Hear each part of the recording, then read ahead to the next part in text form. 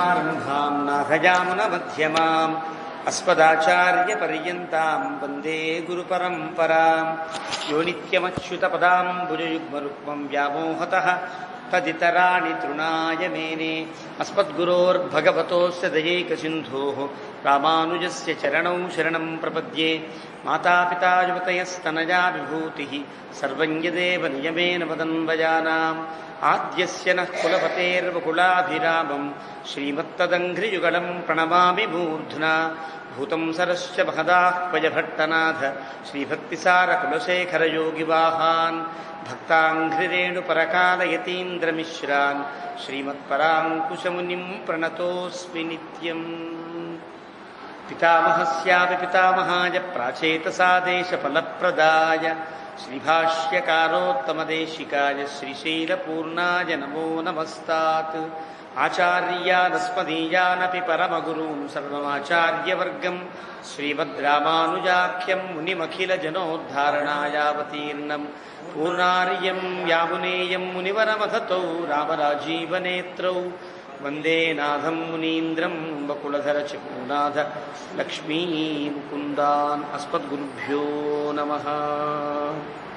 शुक्लाम्बरधरं विष्णुं शशिवर्णं चतुर्भुजं प्रसन्नवदनं ध्यायेत् सर्वविघ्नोपशान्तये यस्य द्विरदवक्त्राद्याः पारिषद्याः परश्शतं विघ्नं निघ्नन्ति सततं विश्वक्सेनं तमाश्रये ज्ञानानन्दमयं देवं निर्मलस्फटिकाकृतिम् आधारं सर्वविद्यानां हयग्रीवमुपास्महे अभङ्गुरकलादानस्थूललक्षत्वमीयुषे तुङ्गाय महसे तस्मै तुरङ्गाय मुखे नमः।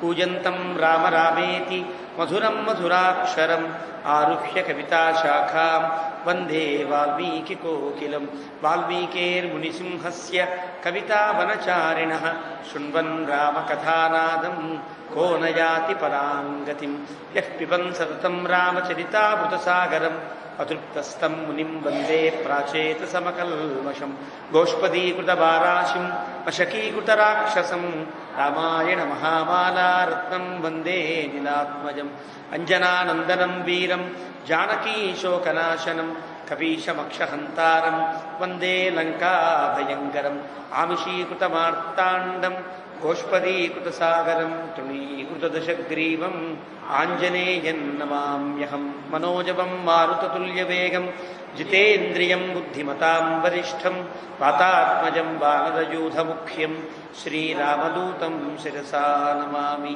उल्लङ्घ्य सिन्धोः सलिलं सलीलं यशोकवन्तीं जनकात्मजायाः आदाय तेनैव ददाह लङ्कां नमामि तं प्राञ्जलिराञ्जनेयम्। आञ्जनेयवतिपाटलाननं काञ्चनाद्रिकमनीयविग्रहं पारिजाततरुमूलवासिनं भावयामि पवमाननन्दनं यत्र यत्र रघुनाथकीर्तनं तत्र तत्र कृतमस्तकाञ्जलिं बाष्पवारि परिपूर्णलोचनं मारुतिं नमत राक्षसान्तकं वेदवेद्ये परे पुंसी जाते दशरथात्मजे वेदः प्राचेतसादासीत् साक्षात् रामायणात्मना चरितं रघुनाथस्य शतकोटिप्रविस्तरम् एकैकमक्षरं प्रोक्तं महापातकनाशनं शृण्वन् रामायणं भक्त्या यः पादं पदमेव वा स जाति ब्रह्मणस्थानं ब्रह्मणा पूज्यते सदा। वाल्मीकिगिरिसम्भूता रामसागरगामिनी पुनातिभुवनं पुण्या रामायणमहानदी श्लोकसारसमाकीर्णं सर्गकल्लोलसङ्कुलं काण्डग्राहमहामीनं वन्दे रामायणार्णवम् यः कर्णाञ्जलिसम्पुटैः अहरः सम्यक् पिबत्यादरात् वाल्मीकेर्वदनारविन्दगलितं रामायणाख्यं मधु जन्मं व्याधिजराविपत्तिमरणैः अत्यन्तसोपद्रवं संसारं स विहाय गच्छति पुमान् विष्णोः पदं शाश्वतं तदुपगतसमाससन्धियोगं सममधुरोपणतार्धवाक्यबद्धं रघुवरचरितं मुनिप्रणीतं दशशिरसश्च वहन् निशामयध्वं శ్రీరాఘవం దశరథాత్మజమప్రమేయం సీతాపతిం రఘుకులాన్వయరత్నదీపం ఆజానుబాహుమరవిందరాజతాక్షం రామం నిశాచర వినాశకరం నమామి. వైదేహీ సహితం సురద్రుమతలే హైమే మహామండపే మధ్యే పుష్పకమాసనే మణిమయే వీరాసనే సుస్థితం అగ్రే వాచయతి ప్రభంజనసుతే తత్వం మునిభ్యః పరం వ్యాఖ్యాంతం భరతాదిభిః పరివృతం రామం భజే శ్యామలం. వామాంకశ్చిత జానకిం పరిలసత్కోదండదండం కరే చక్రం చోర్ధ్వకరేణ బాహుయుగళే శంఖం శరం దక్షిణే బిభ్రాణం జలజాతపత్రనయనం భద్రాద్రిమూర్ధ్ని స్థితం కేయూరాదివిభూషితం రఘుపతిం సౌమిత్రియుక్తం భజే. ఆపదాముపహర్తారం దాతారం సర్వసంపదాం లోకాభిరామం శ్రీరామం భూయో భూయో నమామ్యహం. ధర్మాతపస్వాధ్యాయనిరతం తపస్వీ వాగ్విదాంబరం నారదం పరిపప్రచ్ఛ వాల్మీకిర్మునిపుంగవం. ధర్మాత్మా సత్యసంధశ్చ రామో దాశరథిర్యది పౌరుషే చ ప్రతిద్వంద్వః శరైరం జహి రావణిం. సకృదేవ ప్రపన్నాయ తవాస్మీతి చ యాచతే అభయం సర్వభూతేభ్యో దదామ్యేతద్వ్రతం మమ. ధ్యాయే భద్రాద్రివైకుంఠరామం సీతారమాన్వితం శంఖచక్రధనుర్బాణధరం సౌమిత్రిసేవితం. శ్రీరామాయ నమః. శ్రీమతే రామానుజాయ నమః. భగవద్బంధులరా, శ్రీరామచంద్ర మహాప్రభు అవతరించినటువంటి విళంబినామ సంవత్సరాన్ని పురస్కరించుకుని మనం ప్రారంభించినటువంటి రామాయణ ప్రవచన లహరిలో అయోధ్యాకాండలో సీతాదేవి యుతం ధ్యాయేత్ అయోధ్యాకాండ ఉత్తమే అని సీతమ్మ తల్లితో కలిసి ఉన్న రామచంద్ర ప్రభువుని ధ్యానించవలసిన కాండగా, చాలా గొప్ప కాండగా, ధర్మములన్నింటికీ ఒక ఆకరమైన కాండగా దీన్ని చెప్తుంది. చాలా ధర్మాలు తెలుస్తాయి, రాజధర్మాలు తెలుస్తాయి, భర్త ధర్మాలు తెలుస్తాయి, భార్యాధర్మాలు తెలుస్తాయి, అన్నదమ్ముల ధర్మాలు తెలుస్తాయి, తండ్రి కొడుకుల తల్లి కొడుకుల ఈ బంధాలన్నింటికి కూడా ఒక అందమైనటువంటి నిర్వచనాన్ని చెప్పేటట్లుగా ఉండే కాండ ఇది. అలాంటి కాండలో మనం ఉన్నాం. రామచంద్రమూర్తిని మళ్ళీ వెనక్కి తీసుకురావడం కోసమని భరతుడు ససైన్యంగా సపరివారంగా బయలుదేరి చిత్రకూటం దాకా వచ్చాడు. చిత్రకూటం దగ్గర వెతుకుతున్నారు. పెద్ద పర్వతం. ఆ పర్వతం యొక్క ఏ గుహలో ఉన్నారో తెలీదు వీళ్ళు, ఏ చెట్ల మధ్యలో కుటీరం ఉందో తెలీదు. వెతకాలి. వెతకడం కోసమని ఆ కొంతమందిని ఒకవైపుకి కొంతమందిని ఇంకోవైపు పంపించారు. అంతా అన్వేషిస్తున్నారు. ఈ అన్వేషించే సమయానికి అక్కడేం జరుగుతోందో వాల్మీకి చెప్తున్నారు. అక్కడ సీతారాములు ఇద్దరు కూడా సరదాగా పొద్దున్నే కాస్త ప్రసాదం తీసుకుని అన్నీ చూద్దాము అని బయలుదేరిన వారు మందాకిని నది దాకా వచ్చి అక్కడ స్నానం చేసే మహర్షుల యొక్క గొప్పతనాన్ని, వాళ్ళ అనుష్ఠానాన్ని చూచారు. సీతమ్మకి ఈ పర్వతం యొక్క గొప్పతనాన్ని చెప్పాడు. ఎంత గొప్ప పర్వతమో 98వ సర్గ చివరిలో వాల్మీకి ఒకే శ్లోకంలో చెప్తాడు. చిత్రకూటం ఎంత గొప్పది అనేది తర్వాత తెలుసుకుందాం. ఆ పర్వతం యొక్క గొప్పతనాన్ని చెప్పి వర్ణిస్తాడు. చిత్రకూటం యొక్క పరిసర ప్రాంతం అంతా వర్ణిస్తాడు. ఎందుకు వర్ణిస్తాడంటే సీతమ్మకు మళ్ళీ అయోధ్య మీద కానీ మిథిల మీద కానీ మనస్సు మరలకుండా అరణ్యంలోనే స్థిరంగా ఉండి ఆ రెండు నగరాల కంటే అరణ్యమే బాగుందనిపించేటట్లుగా చెప్తాడు. కానీ నిజానికి మనస్సులో సీతమ్మ తల్లికి వాటి మీద ఏ నగరాల మీద దృష్టి ఏం లేదు. రాముడితోనే ఉందాం ఎక్కడైనా అనే అభిప్రాయంతోనే ఉన్నది. కానీ చాంచల్యం కదా, చిన్నపిల్ల 18-19 ఏళ్ల పిల్ల అయితే ఏదో చాంచల్యం ఉంటుంది మనస్సులో. కాబట్టి ఆ చాంచల్యం కూడా లేకుండా ఇంత అందాలు అయోధ్యలో ఎక్కడ ఉంటాయి, ఇన్ని అందాలు నగరాల్లో ఎక్కడ ఉంటాయి, మన అదృష్టవంతులం ఇక్కడే హాయిగా ఉందాం అన్నట్టుగా సీతమ్మకి చెప్పాడు రాముడు. ఆ సందర్భంలో ఆ 2 సర్గలలో ఈ చిత్రకూటాన్ని వర్ణించిన తరువాత రామచంద్ర ప్రభువు సీతమ్మ తల్లికి చూపిస్తూ మధ్యాహ్న సమయం దాదాపుగా అయిపోయింది. వాడు స్నానాలు చేశారు కదా మహర్షులు, మధ్యాహ్నం ఏదైనా ప్రసాదం తీసుకోవాలి కదా. మళ్ళీ దాదాపు వీళ్ళ కుటీరం దాకా వచ్చేసారు, వెనక్కి కొండపైకి వచ్చేసారు. వచ్చి కూర్చుని వారు తినే కందమూలాలు తినేటువంటి సందర్భమే. అథ షణ్ణవతితమ సర్గ, 96వ సర్గ ప్రారంభం. తాం తథా దర్శయిత్వాతు మైథిలీం గిరినిమ్నగాం నిశసాద గిరిప్రస్థే సీతాం మాంసేన చందయన్. అలా సీతమ్మ తల్లికి గిరిని, చిత్రకూట గిరిని, నిమ్నగా మందాకిని నదిని చూపించిన రామచంద్రమూర్తి మళ్ళీ గిరిప్రస్థం దాకా వచ్చారు. అంటే గిరి యొక్క సానువులు, కొండ మీద చప్టాగా ఉండే శిఖరాల దాకా వచ్చి తన కుటీరానికి సమీపంలో కూర్చున్నారు. సీతాం మాంసేన చందయన్, సీతకు మాంసమును చూపిస్తున్నాడు. మాంసం అంటే గతంలో చెప్పుకున్నాం మనం, కందమూలములకు, సారవంతములైన కందమూలములకు మాంసములని పేరు సంస్కృతంలో. అలా ప్రయోగిస్తారు. అరణ్యంలో ఉండేటువంటి ప్రయోగాల్లో అదొక ఆరణ్యక ప్రయోగం. అలా మాంసాన్ని చూపిస్తున్నాడు. ఇదమేధ్యమిదం స్వాదు నిష్టప్తమిదమగ్నిన ఏవమాస్తే సధర్మాత్మ సీతయా సహ రాఘవ. ఇదిగో చూడు ఎంత బాగుందో, ఎంత బాగుందో చూడు ఇది అని ఒకటి ఇస్తున్నాడు. ఇదం స్వాదు, ఇది ఇంకా రుచికరంగా ఉంది. నిష్టప్తమిదమగ్నిన, ఇది బాగా ఉడికింది, ఈ దుంప చాలా బాగా అందంగా ఉడికి తినడానికి బాగుంది అని చూపిస్తున్నాడు. ఇక్కడ ఇదం ఇదం ఇదం అని 3 సార్లు ప్రయోగిస్తారు వాల్మీకి. ఇదం మేధ్యమిదం స్వాదు నిష్టప్తమిదమగ్నిన ఏవమాస్తే. ఇలా ఉన్నాడు రాముడు సీతమ్మతో కలిసి ఆ కందమూలములను పెడుతూ ఉన్నాడు. ఇదం అండం దేనికి అంటేట తాను ముందు తింటున్నాడు, చాలా రుచికరంగా ఉంది. ఓ ఇత్తిను అనండి. దుంపలన్నీ ఎలా ఉంటాయో తెలియదు కదా, కొత్తగా వీడు అరణ్యంలోకి వచ్చారు కాబట్టి ఏ దుంప ఏ రుచి కలిగి ఉంటుందో తెలియదు. కాబట్టి సీతమ్మకు తాను ఏ దుంప తిన్నా తీయటి మంచి రుచికరమైన దుంపే పెట్టాలని కొన్ని తిన్నాడు, బాగుండేదనిపించింది, పక్కన పెట్టాడు. ఇంకోటి తిన్నాడు, బాగుంది. ఇదం నేద్యం, ఇది చాలా బాగుంది చూడు, ఇది తీసుకోవాలి. తాను తిని ఇస్తున్నట్లుగా, అంటే ఇద్దరు దంపతుల యొక్క అక్కడ ఉండేటువంటి వారి యొక్క అనురాగం తెలుస్తుంది. ఇదం స్వాదు, ఇది బాగుండాలి, ఇది బాగుంది తీసుకో. ఈ దుంప కొంచెం చేదుగా, కొంచెం వెగరుగా, ఇది బాగుంది, తీగా ఉంది అన్నట్టుగా. ఇదం స్వాదు నిష్టప్తమిదమగ్నిన, ఇది బాగా ఉడకల, ఇది బాగా ఉడికింది, తినడానికి బాగుంటుంది అంటూ సీతమ్మకి తల్లి పిల్లకి పెట్టినట్లుగా కదా. అంటే తాను పెట్టేటువంటి తను ప్రేమించే వ్యక్తిని ప్రేమగా చూసుకునే వ్యక్తి, ఇది వద్దులే, ఇది తీసుకో, ఇది వాడద్దు, ఇది మంచి మందు, ఇలా వెళ్ళకు, ఈ దారిలో వెళ్ళు అని మనం జాగ్రత్తలు చెప్పినట్లుగా ఇది బాగున్నది, ఇది ఉడికింది, ఇది రుచికరంగా ఉంది అంటూ వారిద్దరూ హాయిగా అక్కడ ప్రసాదాన్ని తీసుకుంటున్నారు. తత్ర తథా తత్రాసతస్తస్య భరతస్య ఉపయాయినః సైన్యరేణుశ్చ శబ్దశ్చ ప్రాదురాస్తాం నభస్పృశౌ.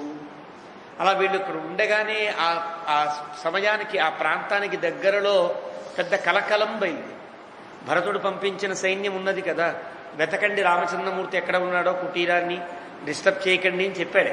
కానీ ఒక ఏనుగు కదిలినా, ఒక గుర్రం కదిలినా, ఒక పదాతి కదిలినా శబ్దం రాక తప్పదు. అడవిలో అన్ని ఆకులు కదా, ఆ శబ్దం ప్రారంభమైంది. సైన్యరేణుశ్చ, సైన్యం వస్తూ ఉంటే సైన్యం యొక్క తాకిడికి, దాని యొక్క నడకకు రేగిన దుమ్ము ఆకాశాన్ని అంటింది. వాళ్ళు మాట్లాడుకుంటారు, ఇక్కడ లేదా, అటు వెళ్ళకు రోయ్, అటు ఏమో పుల్లు ఉంటాయి, ఇలా మాట్లాడుకుంటూ ఉంటారు కదా. ఈ మాటలన్నీ కూడా రాముడు సీత చెవుల దాకా వచ్చాయి. నభస్పృశౌ, ఆకాశాన్ని అంటేటట్లుగా ఉన్నాయి. ఇక్కడైతే మనం మాట్లాడితే మనకు వినిపించదు, కానీ ఈ రకరకాల పొల్యూషన్ వల్ల, వాహనాల కేరింతల వల్ల వినిపించదు. కానీ అడవిలో నిశ్శబ్దంగా ఉండేట అడవిలో ఏం మాట్లాడినా దూరం దాకా వినిపిస్తుంది. రాముడికి వినిపించే. ఏతస్మిన్నంతరే త్రస్తాః శబ్దేన మహతా తతః అర్దితా యూధపా మత్తాః సయూధాః దుద్రుబుద్దిశః. ఎప్పుడైతే వీళ్ళు ఇలా కొంచెం కలకలం బయలుదేరిందో అక్కడ ఉండేటువంటి చిన్న చిన్న జంతువులు పారిపోవడం ప్రారంభించాయి. యూధపాహ అర్దితాహ మత్తాహ, వీరు ఎక్కిన ఏనుగుల్ని ముందుకున్నాడు అని తోస్తున్నారేమో, అది భుంజని ఘీంకరిస్తుంది. ఆ ఘీంకరించడంతో శబ్దాలు ఎక్కువైపోయాయి. ఆ శబ్దాలు ఎక్కువైనటువంటి ఆ సమయంలో అక్కడ ఉండేటువంటి స్థానికంగా ఉండేటువంటి జంతువులన్నీ పరిగెత్తడం, ఏదో ఉపద్రవం ఏర్పడింది, ఎవరెవరో వచ్చేసారు ఇక్కడికని అవన్నీ పరిగెత్తడం ప్రారంభించాయి. అలాంటి స్థితిలో సతం సైన్యం సముద్ధూతం శబ్దం శుశ్రావ రాఘవ తాంశ విప్రధృతాన్ సర్వాన్ యూధపానన్వవైక్షత. మెల్లగా కొంచెం లేచి చూస్తే ఎవరో సైన్యం కదులుతున్నట్టుగా చిన్న చిన్న మనుషులు పైనుంచి చూస్తున్నాడేమో, చిన్న చిన్న మనుషులేవో అటు ఇటు తోస్తున్నట్టుగా గమనించాడు రాముడు. ఎవరో భటులు వచ్చారని తెలిసింది. తాంశ విద్రవతో దృష్ట్వా పంచశ్రుత్వా చ నిస్పనం ఉవాచ రామ సౌమిత్రిం లక్ష్మణం దీప్త తేజసం. రాముడికి అనుమానం వచ్చి అక్కడ ఉండేటువంటి ఆ శబ్దాన్ని, ఆ సైన్యం చేసేటువంటి హడావిడిని గమనించినటువంటి రామచంద్రమూర్తి ఉవాచ రామ సౌమిత్రిం, సుమిత్రానందనుడైన లక్ష్మణస్వామితో ఇలా అంటున్నాడు, దీప్త తేజసం. ఇంకా మనకి ఆటంకం లేదు, హాయిగా ఉందాం అనుకుని దీప్త తేజసం బాగున్నాడు లక్ష్మణస్వామికి. ఇంకా అన్ని మర్చిపోయాడు, అయోధ్య, భరతుడు, కైకేయి అన్ని మర్చిపోయి సుఖంగా ఉంటున్నాం అనేటువంటి స్థితిలో లక్ష్మణుడు ఉంటే రాముడు పిలిచి, హంత లక్ష్మణ పశ్యేహ సుమిత్రా సుప్రజాస్త్వయ భీమస్తనిత గంభీర తుముల శ్రూయతే స్వనః. లక్ష్మణ హంత అంటే ఆశ్చర్యం, అయ్యో లక్ష్మణ, పశ్య జాగ్రత్తగా చూడు, సుమిత్రా సుప్రజా త్వయ, నీ వల్ల సుమిత్ర చాలా మంచి కొడుకును కన్నదై ఉన్నది అన్నాడు. తమాషాగా ఇలా ఎందుకు చెప్తారంటే, ఒక మంచి పిల్లవాడు మంచిగా ఉన్న సంతానం మంచిగా ఉన్నా చెడ్డగా ఉన్నా దాని యొక్క ఫలం తల్లిదండ్రులకి ఏర్పడుతుంది. పిల్ల బాగుందనుకోండి, పిల్లవాడు బాగుంటే తల్లిదండ్రులు బాగా పెంచారు పిల్లవాడిని అనిపిస్తుంది కదా. లక్ష్మణస్వామి యొక్క తీరు చూస్తే సుమిత్ర సుప్రజాహత్వయ, నీ వల్ల మా సుమిత్ర, మా పిన్నమ్మ ఎంత అదృష్టవంతురాలురా, మంచి పిల్లాడిని కంది అన్నట్లుగా పొగిడాడు. ఎవరిని పొగిడాడు?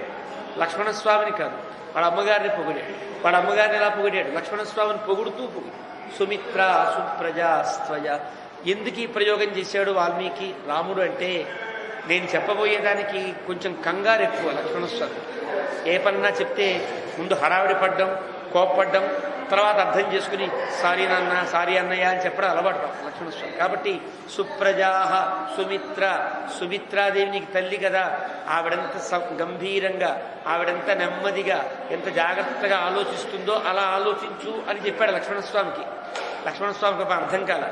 గబగబా భీమస్తనిత గంభీర, ఏదో గొప్ప శబ్దం వినిపిస్తోంది కాబట్టి శ్రూయతే తుములస్వనః, రకరకాల మాటలు వినిపిస్తున్నాయి కదా. గజయూధా నివారణ్యే మహిషావా మహావనే విత్రాసిత మృగా సింహై సహసా ప్రద్రుతా దిశః. ఏనుగుల గుంపులు కాని, లేదా పెద్ద పెద్ద దున్నపోతుల గుంపు, అడవి దున్నలు అంటారు, భయంకరంగా ఒక్కసారి గుంపుగా వచ్చాయంటే సింహాలు కూడా పారిపోతాయి వాటిని చూసి, అలా ఉంటాయి. అంత భయంకరంగా ఉండేటువంటి ఆ మహిషముల యొక్క గుంపు కానీ, ఇక్కడ ఉండేటువంటి మృగములను, సింహాలని అన్నింటినీ భయపెట్టేటట్టుగా ఉన్నది ఆ వాతావరణం. కాబట్టి రాజావా, అలా ఏదైనా ఒక భయంకరమైన జంతువులైనా వచ్చి ఉంటాయి, లేదా ఈ దేశపు ఈ రాజ్యపు రాజు అయినా వచ్చి ఉంటాడు. రాజావా రాజమాత్రోవా, లేదా రాజు లాంటి వాడు ఇంకోడెవడో, రాజుగారు రాకపోవచ్చు, వాళ్ళ అబ్బాయి రావచ్చు. వాళ్ళ అబ్బాయి కూడా ఇంత హడావిడి చేస్తారు, రాజకుమారుడు కదా, ఇంత హడావిడి జరగచ్చు. కాబట్టి రాజావా రాజమాత్రోవా మృగజా మటతేవని, బహుశా అక్కడ వేటకి వచ్చి ఉంటారేమో లక్ష్మణ. అన్యద్వా శ్వాపదం కించితు సౌమిత్రే జ్ఞాతుమర్హసి, అలా రాజుగారు వచ్చారా, రాజమాత్రుడు వచ్చాడా, లేదా ఒక క్రూర మృగం ఏదైనా భయంకరమైన మృగం ప్రవేశించిందా, జాగ్రత్తగా చూడు లక్ష్మణ, కనుక్కో అన్నాడు. సుదుశ్చరో గిరిశ్చాయం, ఎందుకంటే ఈ పర్వతం సుదుశ్చర, రకరకాల మృగములు వచ్చేటట్టుగా ఉండదు. పర్వతం చాలా గంభీరమైన పర్వతం, ఏ సింహానికైనా భయం కలిగేటట్లుగా ఉండే ప్రాంతం కదా ఇది. గిరిశ్చాయం, పర్వతం కూడా పెద్దగా ఇలా కోరుగా ఉంటుందేమో, ఎక్కడానికి కూడా జంతువులు పెద్ద ఇష్టపడవు కాబట్టి గిరిశ్చ, ఇక్కడ ఉండే సుదుశ్చర గిరిహి అంటే ఏవి కూడా రకరకాలుగా తిరగడానికి వచ్చేటువంటి పర్యాటక ప్రదేశం లాంటిది కాదు గిరి, ఈ చిత్రకూట గిరి. అలాంటి స్థితిలో ఎందుకు ఇంత హడావిడి జరుగుతోంది? పక్షినామపి లక్ష్మణ, కేవలం వేరే చోట్ల నుంచి వచ్చే పక్షులు కూడా ఈ అరణ్యంలోకి రావడానికి ఇష్టపడవు. అంటే అంత దట్టంగా, అంత నిబిడంగా ఉంది పర్వతం అంతా. కాకులు దూరని కారడివి, చీమలు దూరని చెట్టడివి అంటుంటారే, అలా పక్షులు కూడా రావడానికి ఇష్టపడకుండా ఉండేటువంటి ఒక అడవి కదా ఇది. ఇలాంటి చోట సర్వమే తద్యథాతత్వం అచిరాజ్ఞాతుమర్హసి. కాబట్టి జాగ్రత్తగా ఆలోచించు, జాగ్రత్తగా ప్రశాంతంగా వెళ్ళి చూచి ఏమొచ్చాయో చెప్పు అన్నాడు. అయితే సలక్ష్మణ సంత్వరిత. రాముడు ఇంత చెప్పేటప్పటికీ ఇలా కంగారు ప్రారంభమైంది. సహజంగా కంగారు మనిషి తొందరగా కంగారు పడతాడు. మనలో కూడా ఉంటాయి కదా కొంతమంది, ఓ పని చెప్తే ముందు కంగారు ప్రారంభమవుతుంది, తర్వాత పని అర్థం చేసుకుంటారు. పని అర్థం చేసుకుంటే కంగారు ఉండదని కూడా ఉండదు, ముందు కంగారు పడ్డమే ప్రధానం. ఇక్కడ సంత్వరిత, ముందు కంగారు పడ్డాడు. పడి సాలమారుహ్య పుష్పితం, గబగబా గబగబా అక్కడ మద్ది చెట్టు ఉంది, బ్రహ్మాండంగా పుష్పించింది ఆ మద్ది చెట్టు. గబగబా ఎక్కేశాడు, ఆ మద్ది చెట్టు పైదాకా ఎక్కేశాడు. ఎక్కేసి స ప్రేక్షమాణో దిశ సర్వా, వెనక్కి ముందుకి అన్ని దిక్కులో చూస్తున్నాడు. తూర్పు కేసి చూశాడు. పూర్వాన్ దిశమవైక్షత, తూర్పు నుంచి ఏదైనా వస్తుందా అటు చూశాడు. తూర్పు నుంచి చూశాక మళ్ళీ ఈ పక్క ఉత్తరంకి తిరగాలి కదా, ఉత్తరంకి తిరిగేటప్పటికీ ఉదంగుఖ ప్రేక్షమాణ దదర్శ మహతీంచం. అంటే రాముడు వచ్చిన ప్రాంతానికి ఉత్తర దిశగా ఉంది అయోధ్య. కాబట్టి ఉత్తరం వైపు తిరిగేటప్పటికీ పెద్ద సైన్యము, పెద్ద హడావుడి అంతా కనిపించింది లక్ష్మణస్వామికి. రాముడు కొండ మీద ఉన్నాడు కాబట్టి పొడుగ్గా ఉండే ఎత్తుగా ఉండే చెట్ల వల్ల సైన్యం కనిపించల, కింద ఉండేటువంటి అలికిడి మాత్రం వినిపించింది. ఈయన పెద్ద చెట్టు ఎక్కాడు. సాలవృక్షం అంటే చాలా పొడుగ్గా ఎదుగుతుంది, మంచి బలమైన సారవంతమైన వృక్షం, మద్ది చెట్లు. అది ఎక్కి చూశాడేమో సైన్యం అంతా కనిపించింది. గొప్ప దదర్శ మహతీంచము, పెద్ద సైన్యం కనిపించింది. రథ అశ్వ గజ సంబాధాం ఎత్తైర్యుక్తాం పదాతిభి. కాలిబంట్లున్నారు, రథములు ఉన్నాయి, ఏనుగులు ఉన్నాయి, గుర్రములు ఉన్నాయి. దీన్ని చతురంగ బలము అంటారు. రాజుగారు చతురంగ బలంతో వచ్చారంటే అర్థం ఏంటి అంటే, గుర్రాల మీద యుద్ధం చేసేవాడు కొందరు, రథాలకి యుద్ధాలు చేసేవాడు కొందరు, ఏనుగుల మీద యుద్ధం చేసేవాడు కొందరు, కొందరు ముందు నుంచుని భటుల వల్లే తిరుగుతారు. మనం చెస్ బోర్డులో పెట్టుకుంటే మనకి ముందుండే భటులు లాంటి వాళ్ళు పదాతులు అంటారు, కాలిబంట్లు అంటారు, వీళ్ళంతా ఉంటారు. ఇలా 4 రకాల బలము కనిపించింది. అంటే చతురంగ బలమంతా కనిపించింది లక్ష్మణస్వామికి. వస్తే శశంస సేనాం రామాయ వచనం చేదమబ్రవీత్.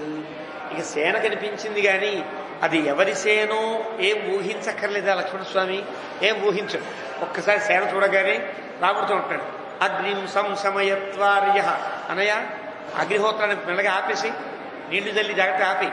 అగ్నిహోత్రం ఉంటే గుర్తుపడతారు ఇక్కడ ఉన్నారు మనుషులు కదా. అడవిలోకి ఎక్కడ అగ్నిహోత్రం వెలుగుతుంటే, నిప్పు వెలుగుతుంటే ఆ నిప్పు ఉన్న చోట మనుషులు ఉంటారని గుర్తుంటుంది. వెంటనే అగ్నిం సంశమయత్వార్య, మన దగ్గర ఉండే అగ్నిహోత్రం వెంటనే ఆపేసి. సీతాచ భజతాంగుహ, వెంటనే సీతమ్మ తల్లిని ఆ గుహలోకి వెళ్ళిపోమని చెప్పు. సజ్జం కురుష్వచాపంచ, ధనస్సు పట్టుకో. శరాంశ్చ, బాణాలు తీసుకో. కవచం తథా, కవచం తడుక్కో. తం రామ, ఇలా అనేసాడు ఒకసారి.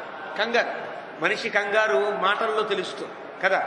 నిప్పులాపే, సీతమ్మ లోపల మించే, లే, ధనస్సు పట్టుకో, బాణాలు పట్టుకో, కవచం వేసుకో, రెడీకా అన్న. ఇదంతా విని ఏదో కంగారు పడుతున్నాడు అనిపించింది రాముడికి అని మెల్లగా అంటున్నాడు. తం రామ పురుషం వ్యాఘ్ర లక్ష్మణం ప్రత్యువాచ అంటే అర్థమైంది. ఇంత కంగారు పడుతుంటే లక్ష్మణస్వామి, రాముడు ప్రశాంతంగా అసలు ఏమైందిరా, ఎవరొచ్చారు అక్కడికి, ఎవరి సైన్యమో గుర్తించావా అని అడిగాడు. అని దిధక్షన్ అంగా అవేక్షస్వ సౌమిత్రే కస్యేమాం మన్యసేచం. అంగా అంటే ఉన్నాడు ఆయన, కంగారు పడకరా. అంగా అంటే వాత్సల్యంతో కూడిన సంబోధన. అంగా అంటే ఆయన కంగారు పడద్దు, ఎవరో జాగ్రత్తగా చూడు, అది ఏ సైన్యమో జాగ్రత్తగా గుర్తించు అన్నాడు. ఏవముక్తస్తు రామేణ, అతనంత కంగారు పడ్డాడో రాముడు ప్రశాంతంగా 2 మాటలు చెప్పాడు. కంగారు పడకు, అది ఎవరి సైన్యమో గుర్తించు. తర్వాత మనం కంగారు పడ్డాం, తర్వాత భయపడ్డామా, కోప్పడ్డామా, కంగారు పడ్డామా తర్వాత కదా, జాగ్రత్తగా ఉండు అని చెప్పాడు. ఏవముక్తస్తు రామేణ లక్ష్మణ వాక్యం అబ్రవీ. లక్ష్మణుడు అంటున్నాడు, దిధక్షన్నివ తాం సేనాం ఋషిత పావకో యథ. రాముడు పైకి చూస్తున్నాడు. లక్ష్మణస్వామి ఎవరికేసి చూడాలి? రాముడికేసి చూసి మాట్లాడాడు. చూడల్లా సైన్యం కేసి, సైన్యం అంతటినీ కూడా అగ్నిహోత్రం కాల్చేటట్టుగా నిప్పులు కళ్ళతో చూస్తూ అంటున్నాడు. రాముడితో మాట్లాడల్లా సైన్యం కేసే గమనిస్తున్నాడు, రాముడితో మాట్లాడుతున్నాడు. ఎలాగా? సంపన్నం రాజ్యమిచ్ఛంస్తు వ్యక్తం ప్రాప్యాభిషేచనం ఆవాం హంతుం సమభ్యేతి కైకేయ్యా భరతస్సుతః. ఇంకా రథం ఇంకా జెండా కనిపించరా. భరతుడు అని గుర్తించే అవకాశం లేదు లక్ష్మణస్వామి. కానీ లక్ష్మణస్వామి ఒక్కసారి ఇంత సైన్యం వస్తోంది అని అంటే భరతుడే దండెత్తి వస్తున్నాడు. ఎలా వస్తున్నాడు తెలుసిన? సంపన్నం రాజ్యమిచ్చంస్తు. రాజ్యం దొరికింది. మళ్ళీ 14 ఏళ్ళైతే మళ్ళీ నువ్వు వస్తావు. వస్తే రాజ్యం పోతుంది కదా. కాబట్టి ఈ 14 ఏళ్లలో నిన్ను గనక లేకుండా చేసేస్తే, నిన్ను గనక మట్టు పెట్టేస్తే రాజ్యమంతా తనదైపోతుందని ఇచ్చన్ వ్యక్తం ప్రాప్య అభిషేచనం, శుభ్రంగా రాజులు పట్టాభిషేకం చేసేసుకుని కైకేయ్యా స్వత భరత, దుష్టాత్మురాలైనటువంటి కైకేయి కుమారుడు. కైకేయి అలా ఉంటే, తల్లి ఎలా ఉంటే కొడుకు అలా ఉంటాడు కదా.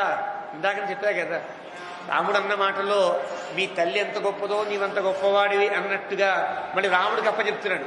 ఆ తల్లి ఎలాంటిదో ఈ కొడుకు అలాంటి వాడే కదా. మా అమ్మ మంచిదని నన్ను మంచివాడు అన్నావు, మరి వాళ్ళమ్మ చెడ్డది కదా. కాబట్టి ఆ కొడుకు కూడా చెడ్డవాడేగా అయి ఉంటాడు కదా. కైకేయ్యా భరత సుత, అలా కైకేయి కొడుకు వస్తున్నాడు. భరతుడు అనొచ్చు కదా, అన్నయ్య వస్తున్నాడు, తమ్ముడు వస్తున్నాడు అనొచ్చు కదా. అలా కైకేయి కొడుకు వస్తున్నాడు. కాబట్టి ఆవాం హంతుం, మనిద్దరినీ చంపేయడానికి, మనిద్దరినీ లేకుండా చేసుకుంటే ఇంకా అంతకు ఆటంకాలు ఏం లేవు, హాయిగా రాజైపోతాడు. కాబట్టి ఏష వై సుమహాన్ శ్రీమాన్ విటపీ సంప్రకాశతే విరాజతి ఉద్గత స్కంధ కోవిదారధ్వజో రథే. చూసావా, ఏష వై సుమహాన్ శ్రీమాన్. ఎవరంటే భరతుడు ఎలా గుర్తుపెట్టావంటావా? దూరంగా చూస్తూ ఉంటే ఒక చెట్టు కనిపిస్తోంది.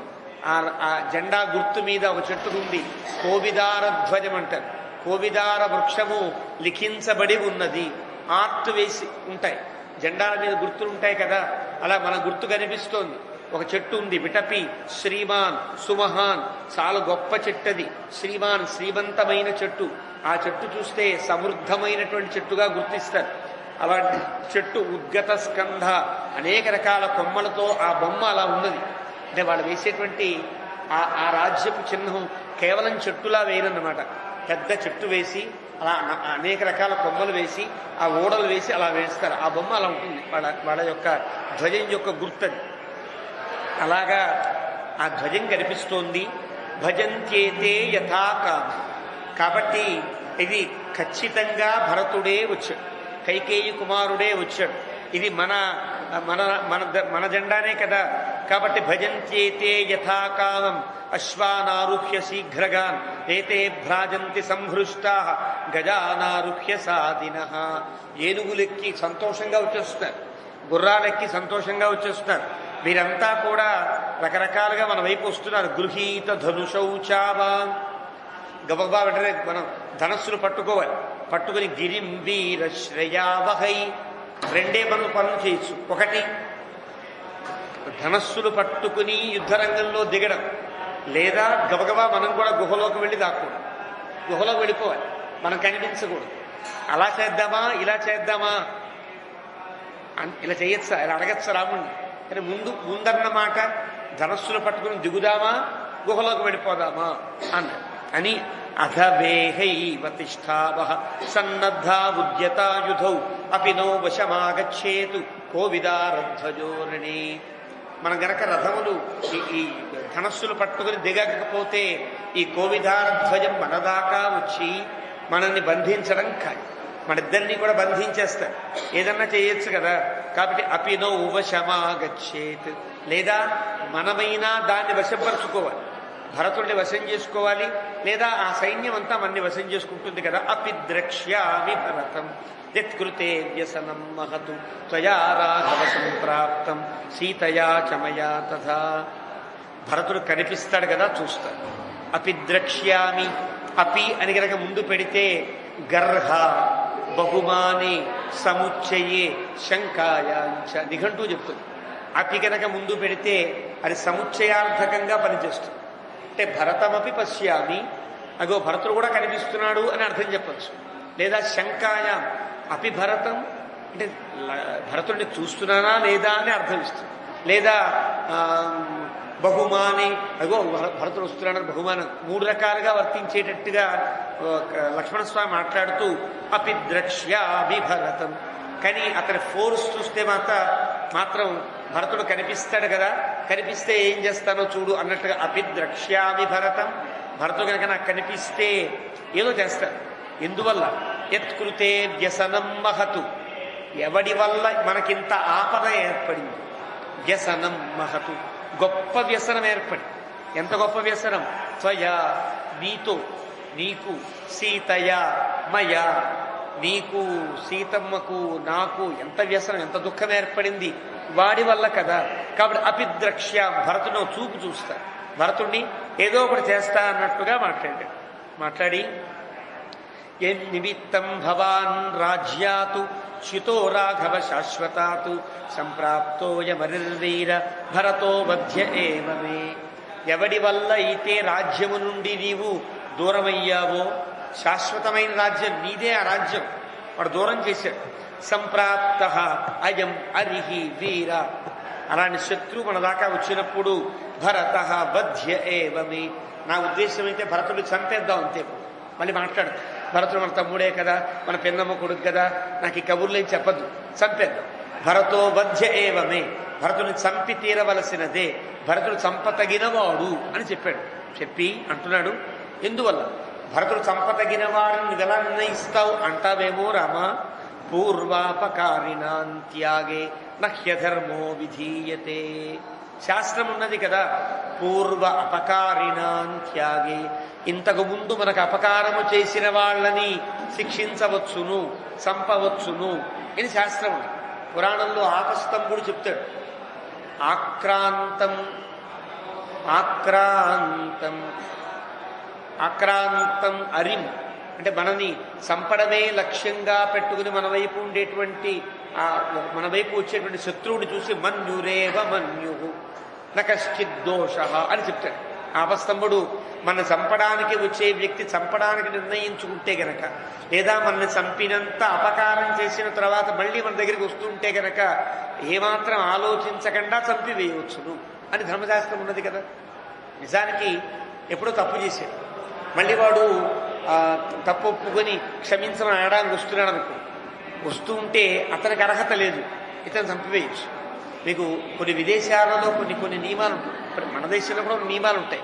దొంగ కనిపిస్తే దొంగని కాల్చివేయచ్చు పోలీసు.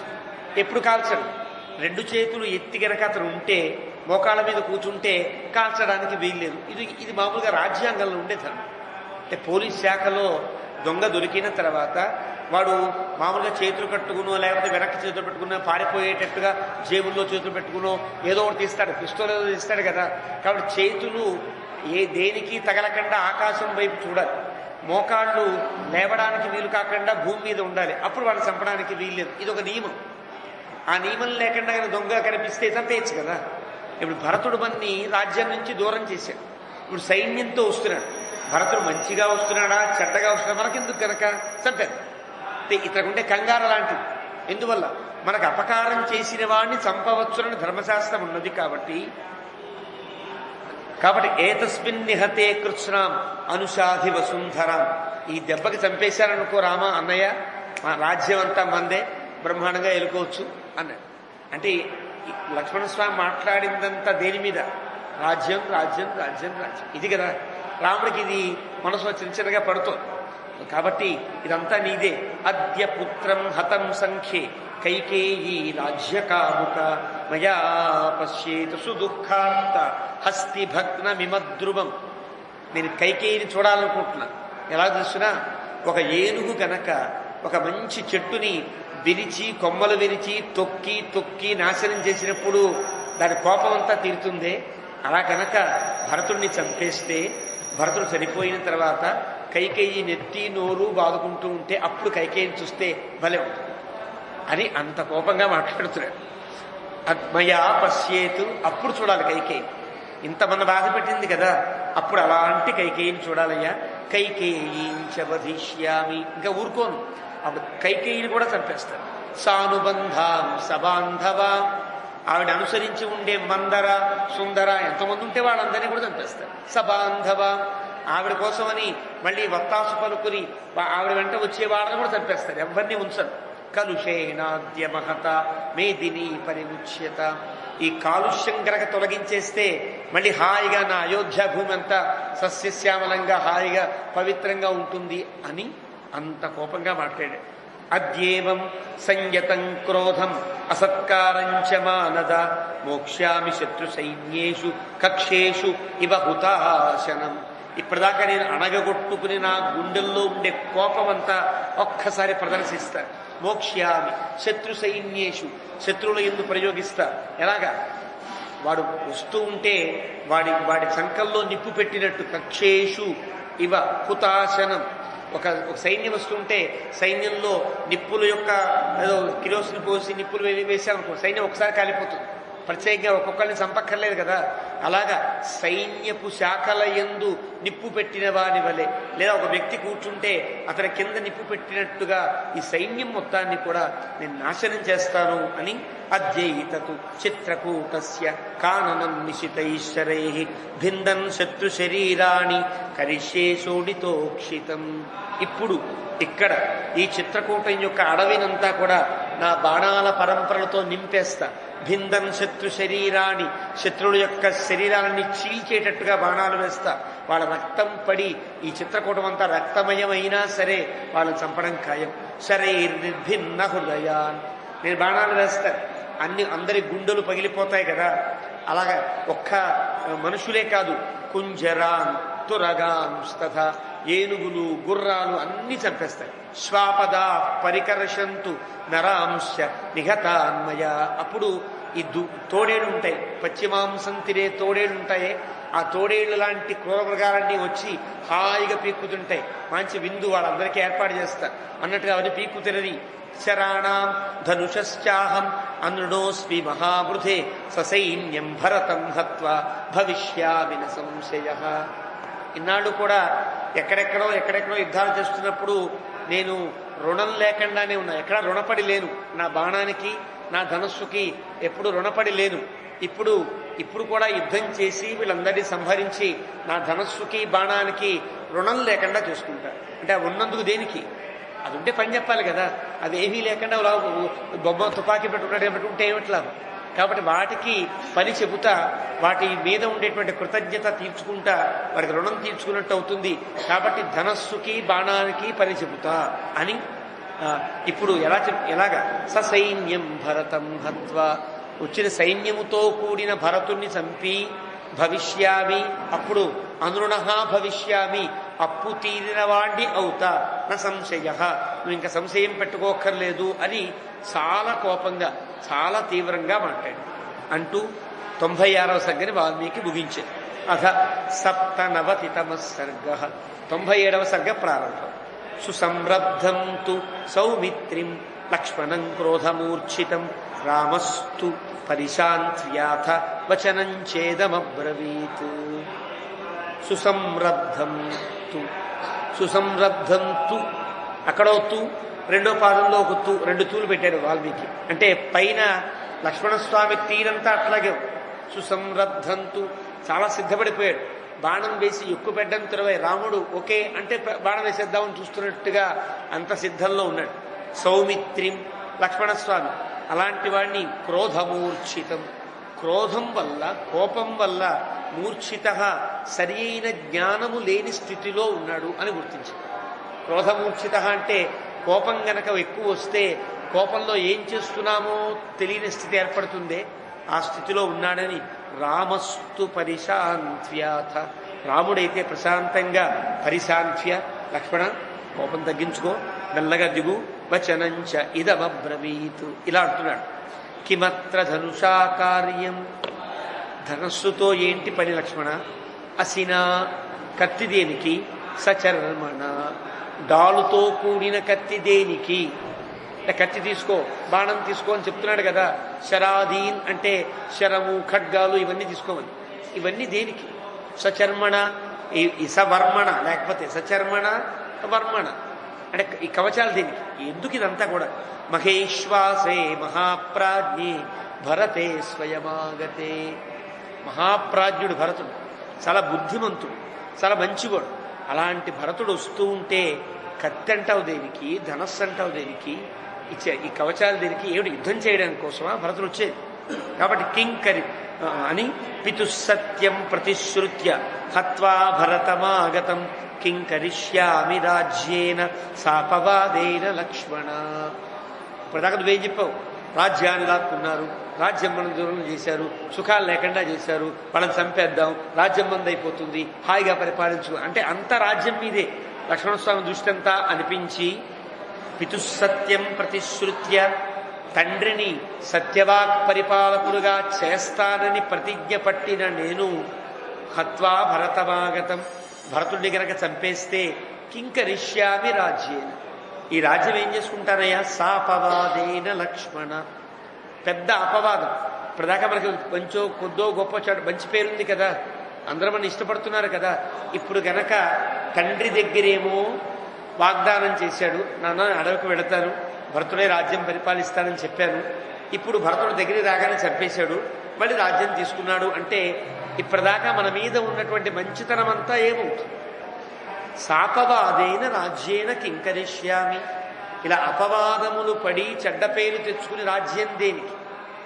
చెడ్డ పేరు తెచ్చుకుని రాజులైనా ముఖ్యమంత్రులైనా ఏమిటి లాభం? చెడ్డ పేరు పోతుందా? మనం గమనిస్తున్నాం కదా, రకరకాల పోట్లతో వచ్చినటువంటి నాయకులందరి వెంట అది ఇంకా వెన్నాడుతూనే ఉంటుంది కదా. కానీ సాపవాదైన ఇలాగ అపవాదములతో కూడిన రాజ్యాన్ని పొంది ఏం చేస్తారు రాజ్యాన్ని అని యద్ద్రవ్యం బాంధవానాం వా మిత్రాణాం వా క్షయే భవేత్ నాహం తత్ ప్రతిగృహ్ణీయాం భక్షాన్ విషకృతాని వా.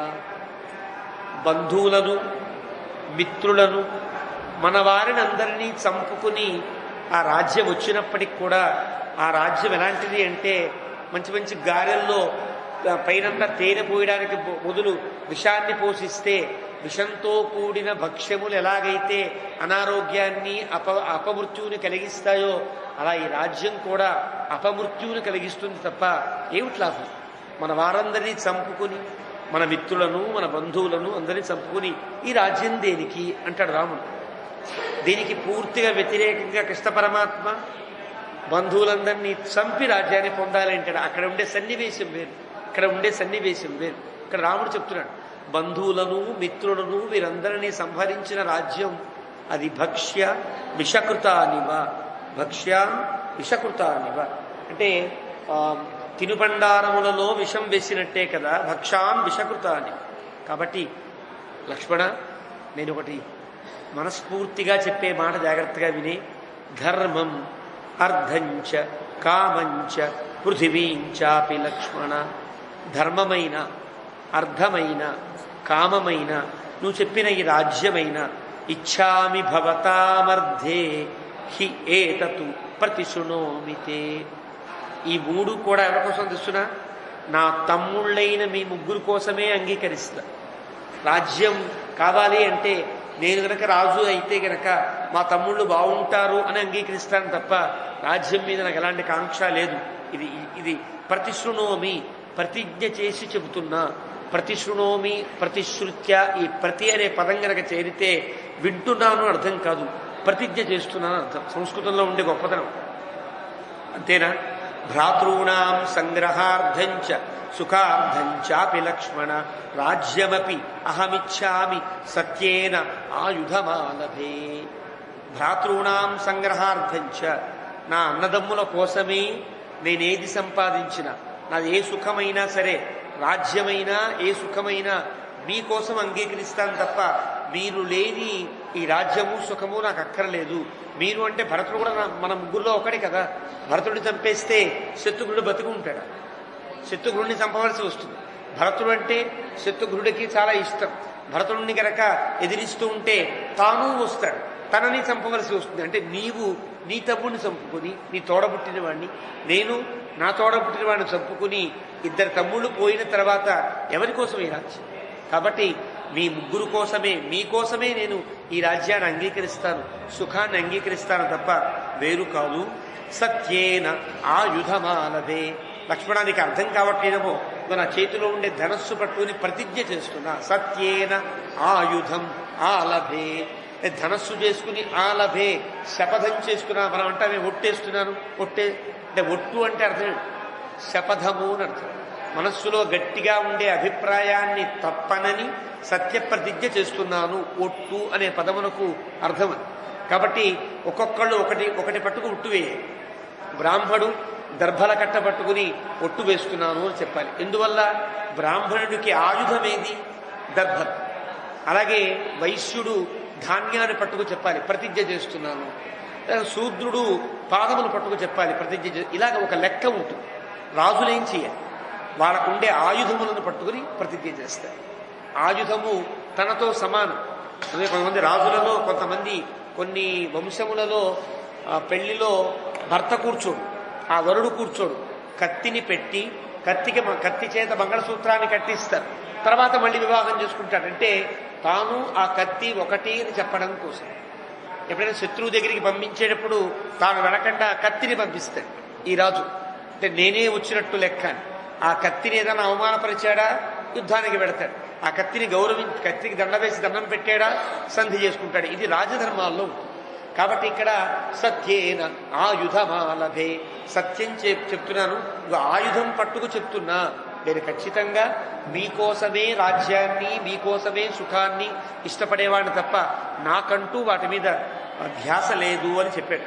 చెప్పి నేయం మమ మహీ సౌమ్య దుర్లభ సాగరాంబర నహీచ్ఛేయమధర్మేణ శక్రత్వమపి లక్ష్మణ. ఈ భూమి కాదు లక్ష్మణ, చివరికి ఇంద్ర పదవి ఏర్పడుతున్నప్పటికి కూడా, అంటే మూడు లోకములు నాకు ఒక చిన్న దుర్మార్గం చేస్తే, చిన్న అన్యాయం చేస్తే, చిన్నగా ధర్మం తప్పితే నాకు ఈ మూడు లోకములు నా వశం అవుతాయన్నప్పటికీ కూడా నాకు అక్కర్లేదు.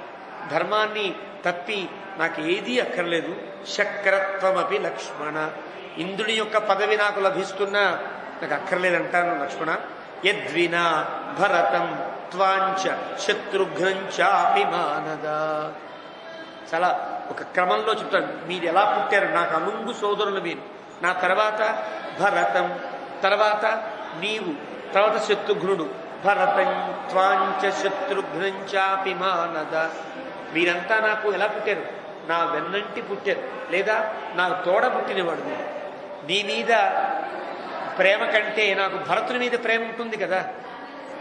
నాకు నీకు మధ్యలో భరతుడు పుట్టాడు కాబట్టి నన్ను అనుకుని పుట్టినవాడు భరతుడైనప్పుడు నాకు భరతుడి మీద ప్రేమ ఉండదా నీ మీద ఉన్నట్టుగా అన్న అర్థంలో నిన్ను, భరతుణ్ణి, శత్రుఘ్నుణ్ణి కూడా నేను చాలా ఇష్టపడుతున్నానయ్యా. భవే మమ సుఖం కించితు భస్మతత్కురుతాం శిఖి.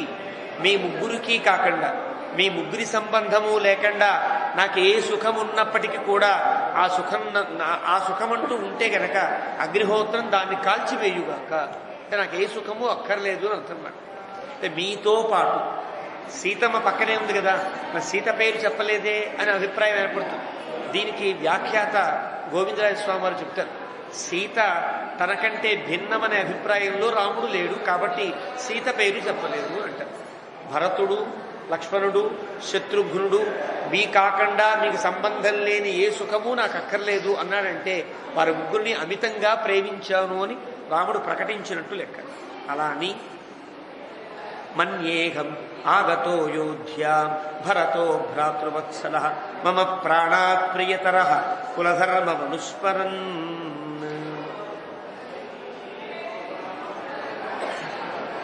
అని చెప్పిన తర్వాత మన్యే అహమాగత అయోధ్యాం భరతో భ్రాతృవత్సల.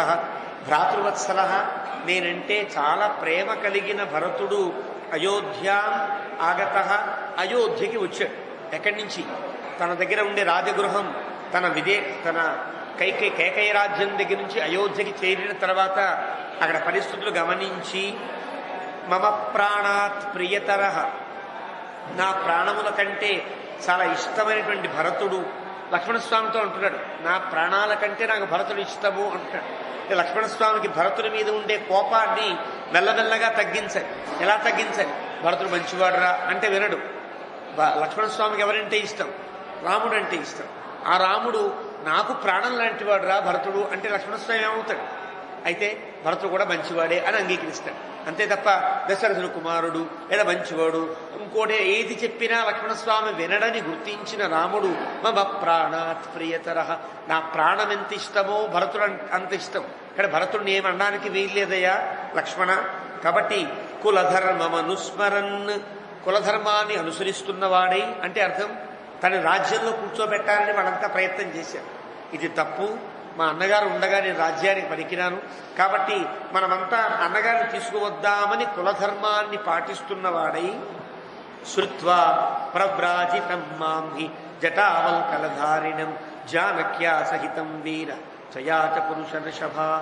అంటే నీతో సీతతో నేను అడవిలో నారబట్టలు కట్టుకుని అవస్థలు పడుతున్నానని గుర్తించిన వాడై మన కోసం వచ్చాడు తప్ప కేవలం ఏదో మనల్ని చంపడానికి కాదు.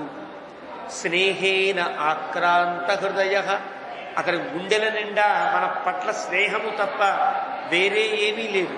హృదయ అంతేనా, శోకేన ఆకులితేంద్రియ, లోభం లేదు భరతునికి, శోకమైతే ఉంది. ఎందువల్ల మన మీద ఎంత ప్రేమ ఉన్నదో ఎంత స్నేహం ఉన్నదో అంత శోకము ఉన్నది. కారణం తన వల్ల తన అన్నయ్య లక్ష్మణస్వామి వీళ్ళంతా అడవుల పాలు కావలసి వచ్చిందే అని శోకేన ఆకులితేంద్రియ.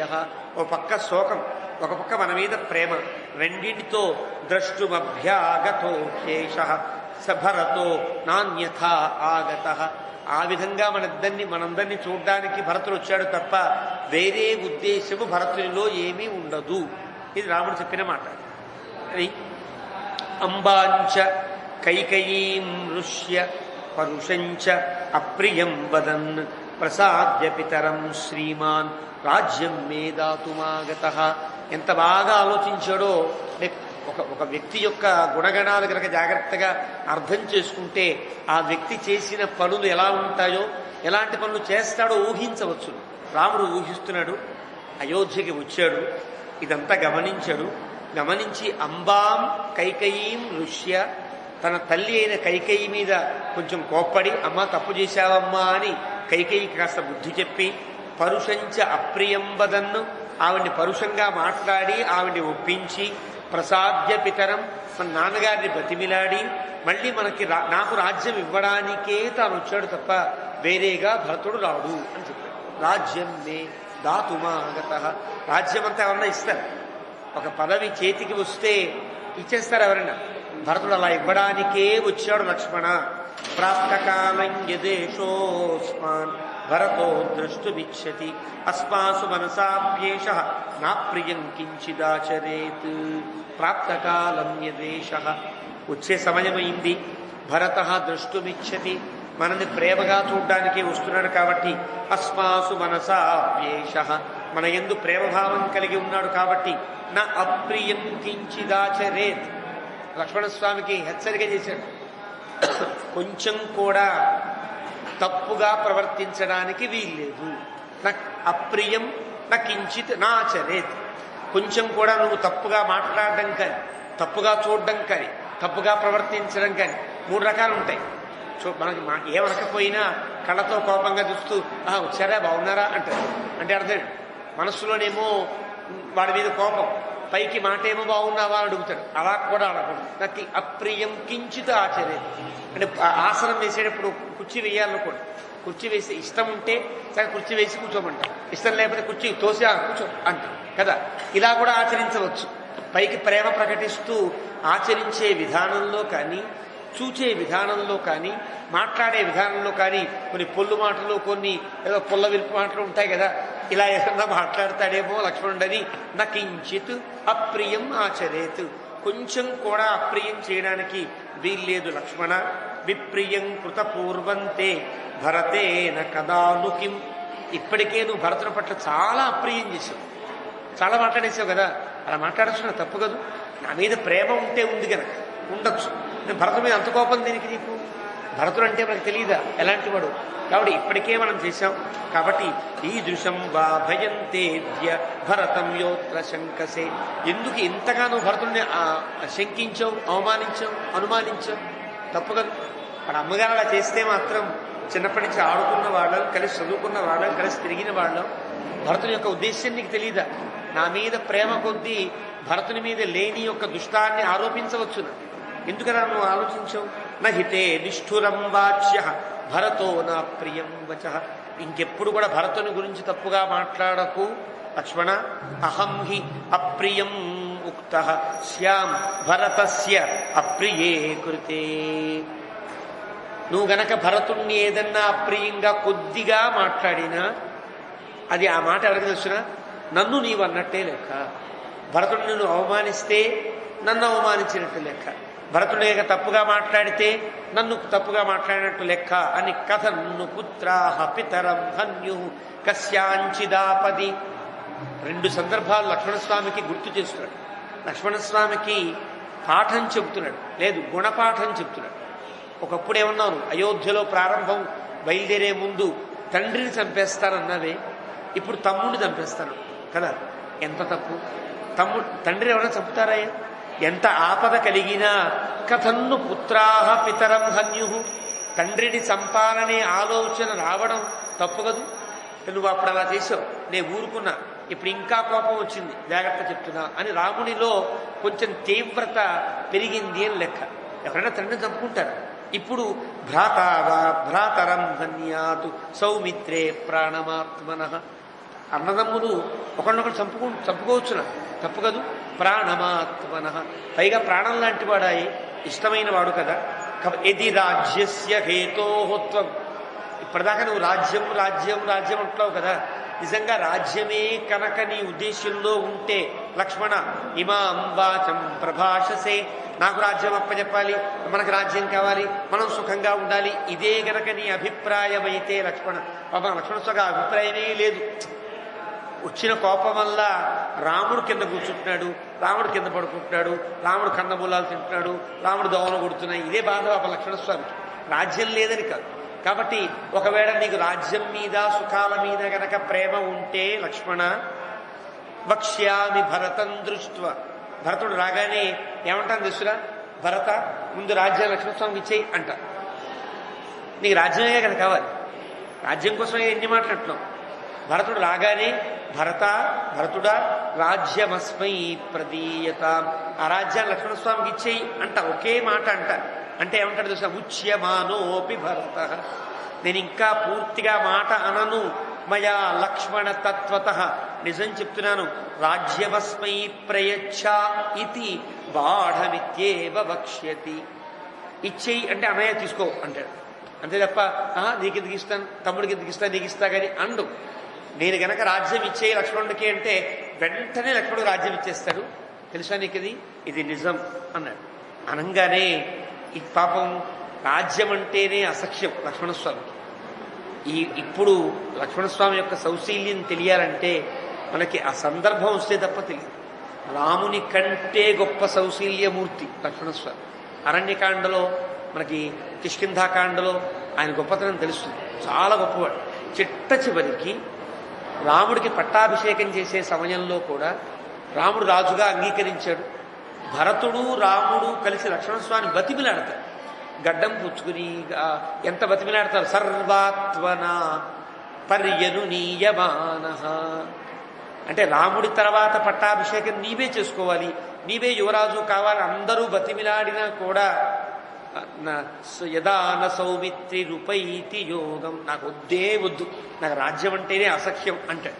నిజంగా రాజ్యం ఉన్న ప్రేమ మీద ఉన్నవాడైతే గనక టక్కన అంగీకరించాలి. ఆ సమయం అట్లాంటిది. యుద్ధకాండలో వస్తుంది, మనకి చివరిలో వస్తుంది.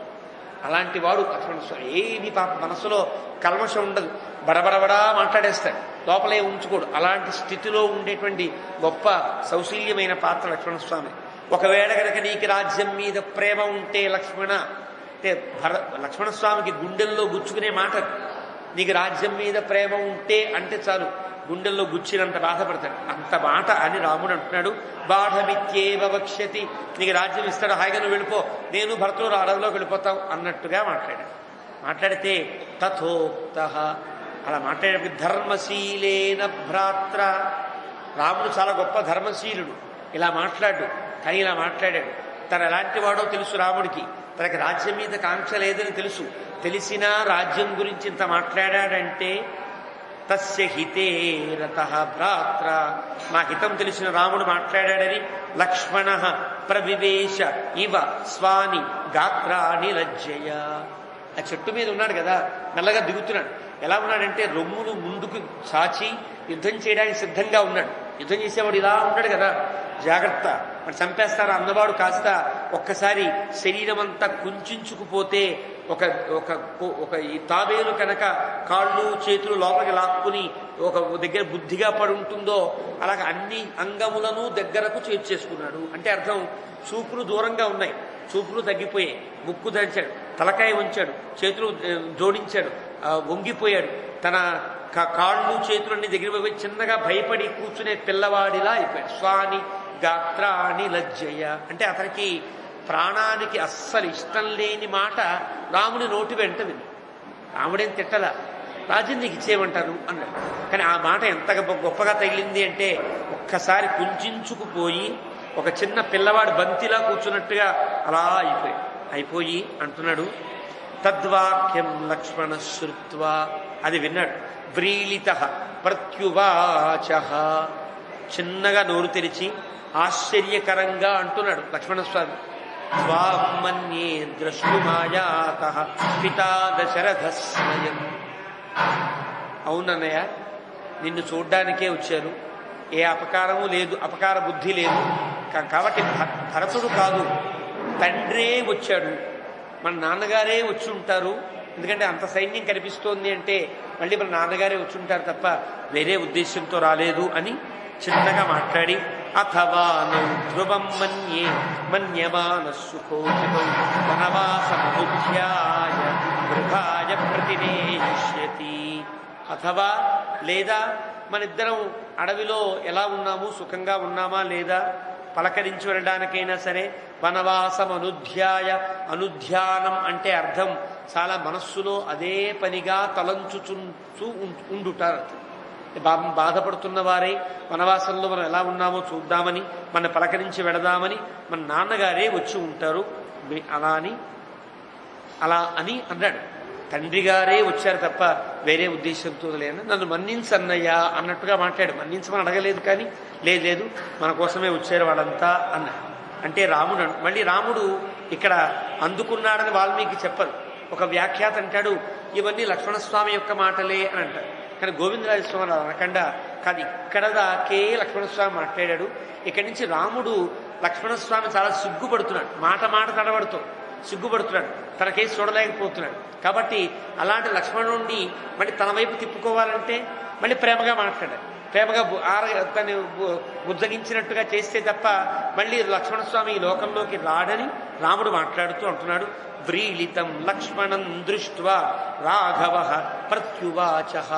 రాముడు చాలా గొప్పగా మాట్లాడు, ఆశ్చర్యకరంగా మాట్లాడతాడు. ఏవమన్యే మహాబాహు ఇహాస్వాన్ ద్రష్టుమాగత. నువ్వు చెప్పింది లక్షణం బాగుంది, కరెక్టే, నువ్వు చెప్పిందే కరెక్ట్. మన నాన్నగారే వచ్చి ఉంటారు. అంటే ఎవరైనా ఒక వ్యక్తిని చల్లపరచాలంటే వాడు చెప్పింది ముందు అంగీకరించాలి. నువ్వు చెప్పింది కరెక్టేదయ్యా, నువ్వు చెప్పింది బాగుంది, అలాగే చేద్దాం, కానీ చిన్న మార్పు చేసుకుందాం అంటాం. ఒక వ్యక్తి కనుక మనకేదో హితాన్ని చెప్పినప్పుడు వెంటనే అలా కాదు అనకూడదు. నువ్వు చెప్పింది బాగుంది, అలాగే చేద్దాం, కాకపోతే అలా కాకుండా ఇలా చేద్దాం అన్నాడు కదా. అలా మాట్లాడినట్టుగా రాముడు అంటున్నాడు, నువ్వు కరెక్టే, నువ్వు అన్నట్లుగా తండ్రి గారే మన కోసం వచ్చుంటారు. కాబట్టి అథవా నౌ ధ్రువం మన్యే మన్యమాన సుఖోచితం. మనిద్దరం సుఖంగా ఉన్నామా లేదా అని చూచి మన ముగ్గురిని కూడా మళ్ళీ అయోధ్యకి తీసుకువెళ్ళడం కోసమే వచ్చారు అని రాముడు లక్ష్మణస్వామి మాట్లాడిన మాటలకి మళ్ళీ తన ప్రత్యుత్తరంగా చెప్తున్నాడు.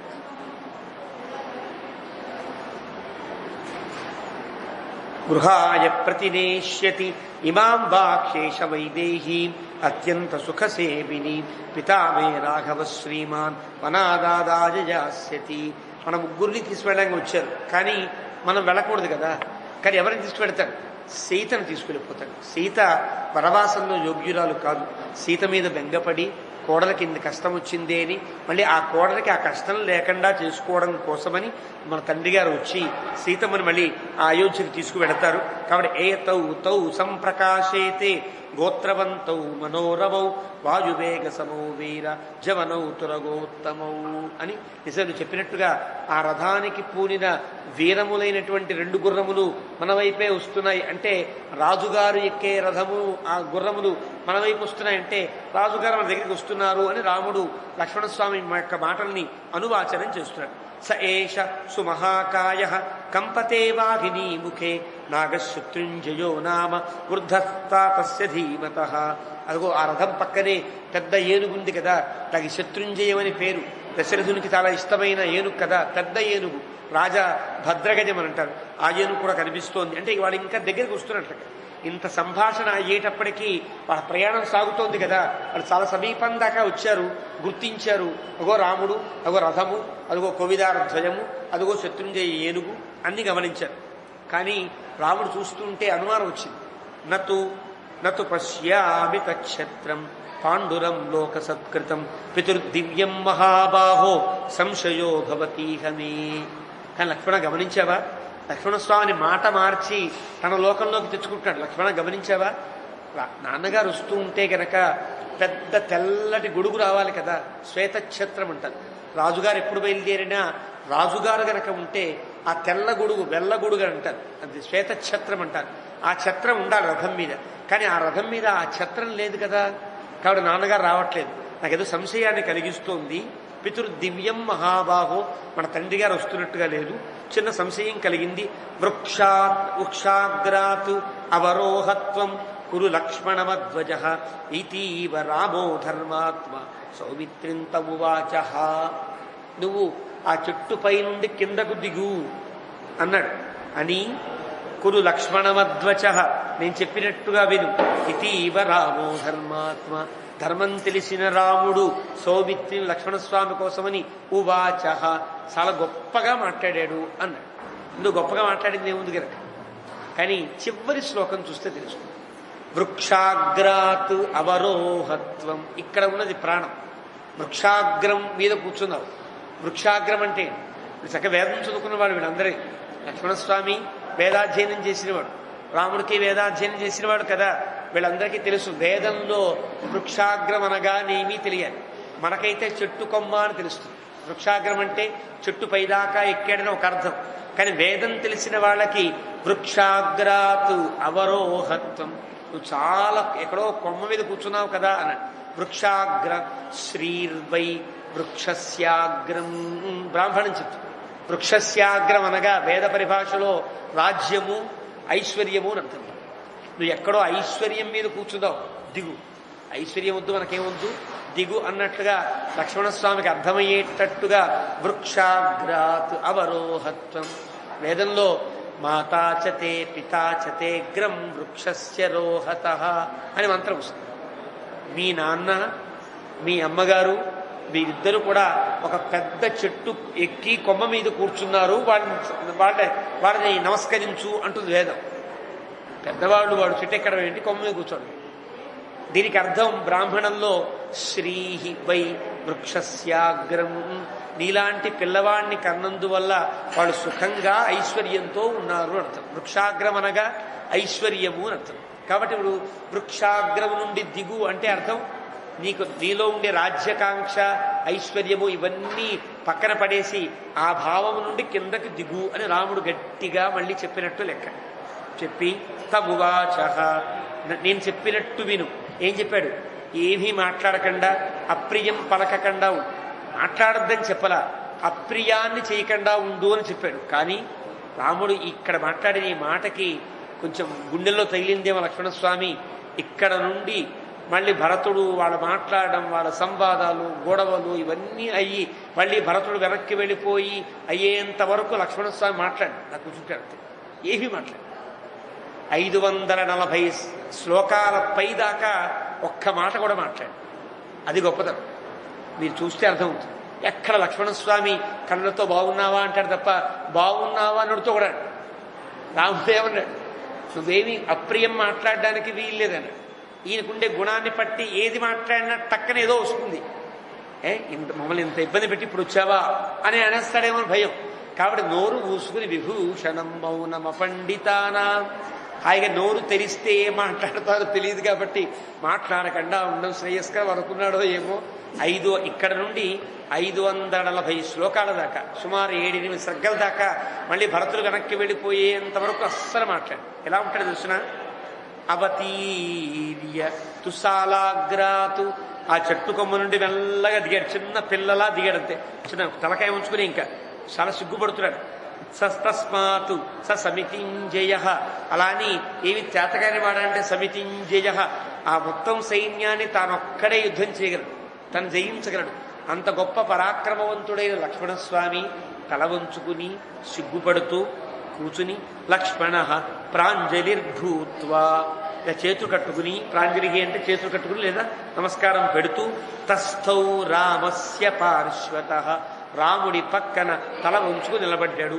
అలా తల వంచుకున్న తలని సుమారు 7 సగ్గల దాకా లేపడు. అంత బుద్ధిమంతుల్లో ఉంటాడు. ఒకటి మాస్టర్ గారికి కోపం వచ్చి, ఎవరు పోయి తల వంచు, ఆ కూర్చో గోడకొచ్చి వెయ్యి అంటే 1 గంట దాకా పిల్లవాడు ఎలాగైతే బిక్కుబిక్కుమంటూ ఉంటాడో అలా కనిపిస్తాడు లక్ష్మణస్వామి ఇక్కడి నుంచి. అలా రాముడి పక్కన నిలబడ్డాడు అంతే, నిలబడ్డాడు. తస్థౌ నిలబడ్డాడు, కూర్చోవడం లేదు, అలా కూర్చోడు అంతే. ఇంకా ఏం జరిగినా నాకు సంబంధం లేదు, ఎవరొచ్చినా సంబంధం లేదు, ఏం జరిగినా నాకు సంబంధం లేదన్నట్టుగా నుంచుని, అలా నుంచుని, భరతే నాపి సందిష్ట సమ్మర్దో న భవేదితి సమంతాస్తస్య శైలస్య సేనావాసమకల్పయతు, అలా నుంచున్నాడు. ఆ దూరంగా చూస్తేనేమో భరతుడితో వచ్చే సైన్యం అంతా కూడా ఎక్కడికక్కడ స్థిరపడుతున్నారు. వీళ్ళంతా ఈ పర్వతం ఎక్కకూడదు కదా, రాముడి దగ్గర రావాల్సిన వాడు కొద్ది మంది రావాలి తప్ప ఇన్ని వేల మంది వస్తే, 1 లక్షల మంది వస్తే ఎట్లా? మనం దూరంగా వాసాన్ని కల్పించుకున్నారు. అధ్యర్థం ఇక్ష్వాకుచమూం యోజనం పర్వతస్య స, తానుండే చిత్రకూటం నుండి సుమారు 8 కిలోమీటర్ల దూరం దాకా, 8 లేక 8 + 4 12 కిలోమీటర్ల దూరంలో సైన్యం అంతా ఆగిపోయి అక్కడ ఆపేశారు వాళ్ళందరినీ. వీళ్ళు మాత్రం పార్శ్వే న్యవిశతు ఆవృత్య గజవాజి రథాకుల, ఏనుగులు, గుర్రాలు, రథాలు, కాలిబంట్లు అందరూ అక్కడ ఆగారు. అలాంటి స్థితిలో వారంతా ఆగారు. కొంతమంది మాత్రం ముందుకు వస్తున్నారు. ఎలా వస్తున్నారు? సా చిత్రకూటే భరతేన సేనా ధర్మం పురస్కృత్య విధూయ దర్పం ప్రసాదనార్థం రఘునందనస్య విరాజతే నీతిమతా ప్రణీత. ఈ శ్లోకానికి చాలా గొప్ప వ్యాఖ్యానం చేస్తారు. మామూలుగా శ్లోకం ఏమిటంటే, ఆ సేనను ఆ చిత్రకూట పర్వతము దగ్గర భరతుని చేత సేన అంతా కూడా అక్కడ నిలుపబడి ధర్మం పురస్కృత్య, భరతుడు తన ముందు ధర్మాన్ని పెట్టుకుని, తనకు ముందు ధర్మం ఉంది, ధర్మం వెనకాల తానున్నాడు. అంటే తన ఆశయము ముందుంది, తాను ముందు లేడు. వెనకాల ఆశయం కాదు, అంటే రాముడు ఏం చెబితే అది విందామని వచ్చినవాడు కాదు, ఇది రాముని చే ఒప్పించాలి అని వచ్చినవాడు. కాబట్టి ధర్మం పురస్కృత్య విధూయ దర్పం, ఏమాత్రం దర్పము లేనివాడై అర్థం. అదే రాజా వినీత వేషవతు అర్థం. ఓ పెద్దల దగ్గర వచ్చేటప్పుడు చాలా వినీతులై రావాలి. అంటే ఏమాత్రం రాజసాన్ని చూపించినా ఏదో కోరిక ఉందని లెక్క.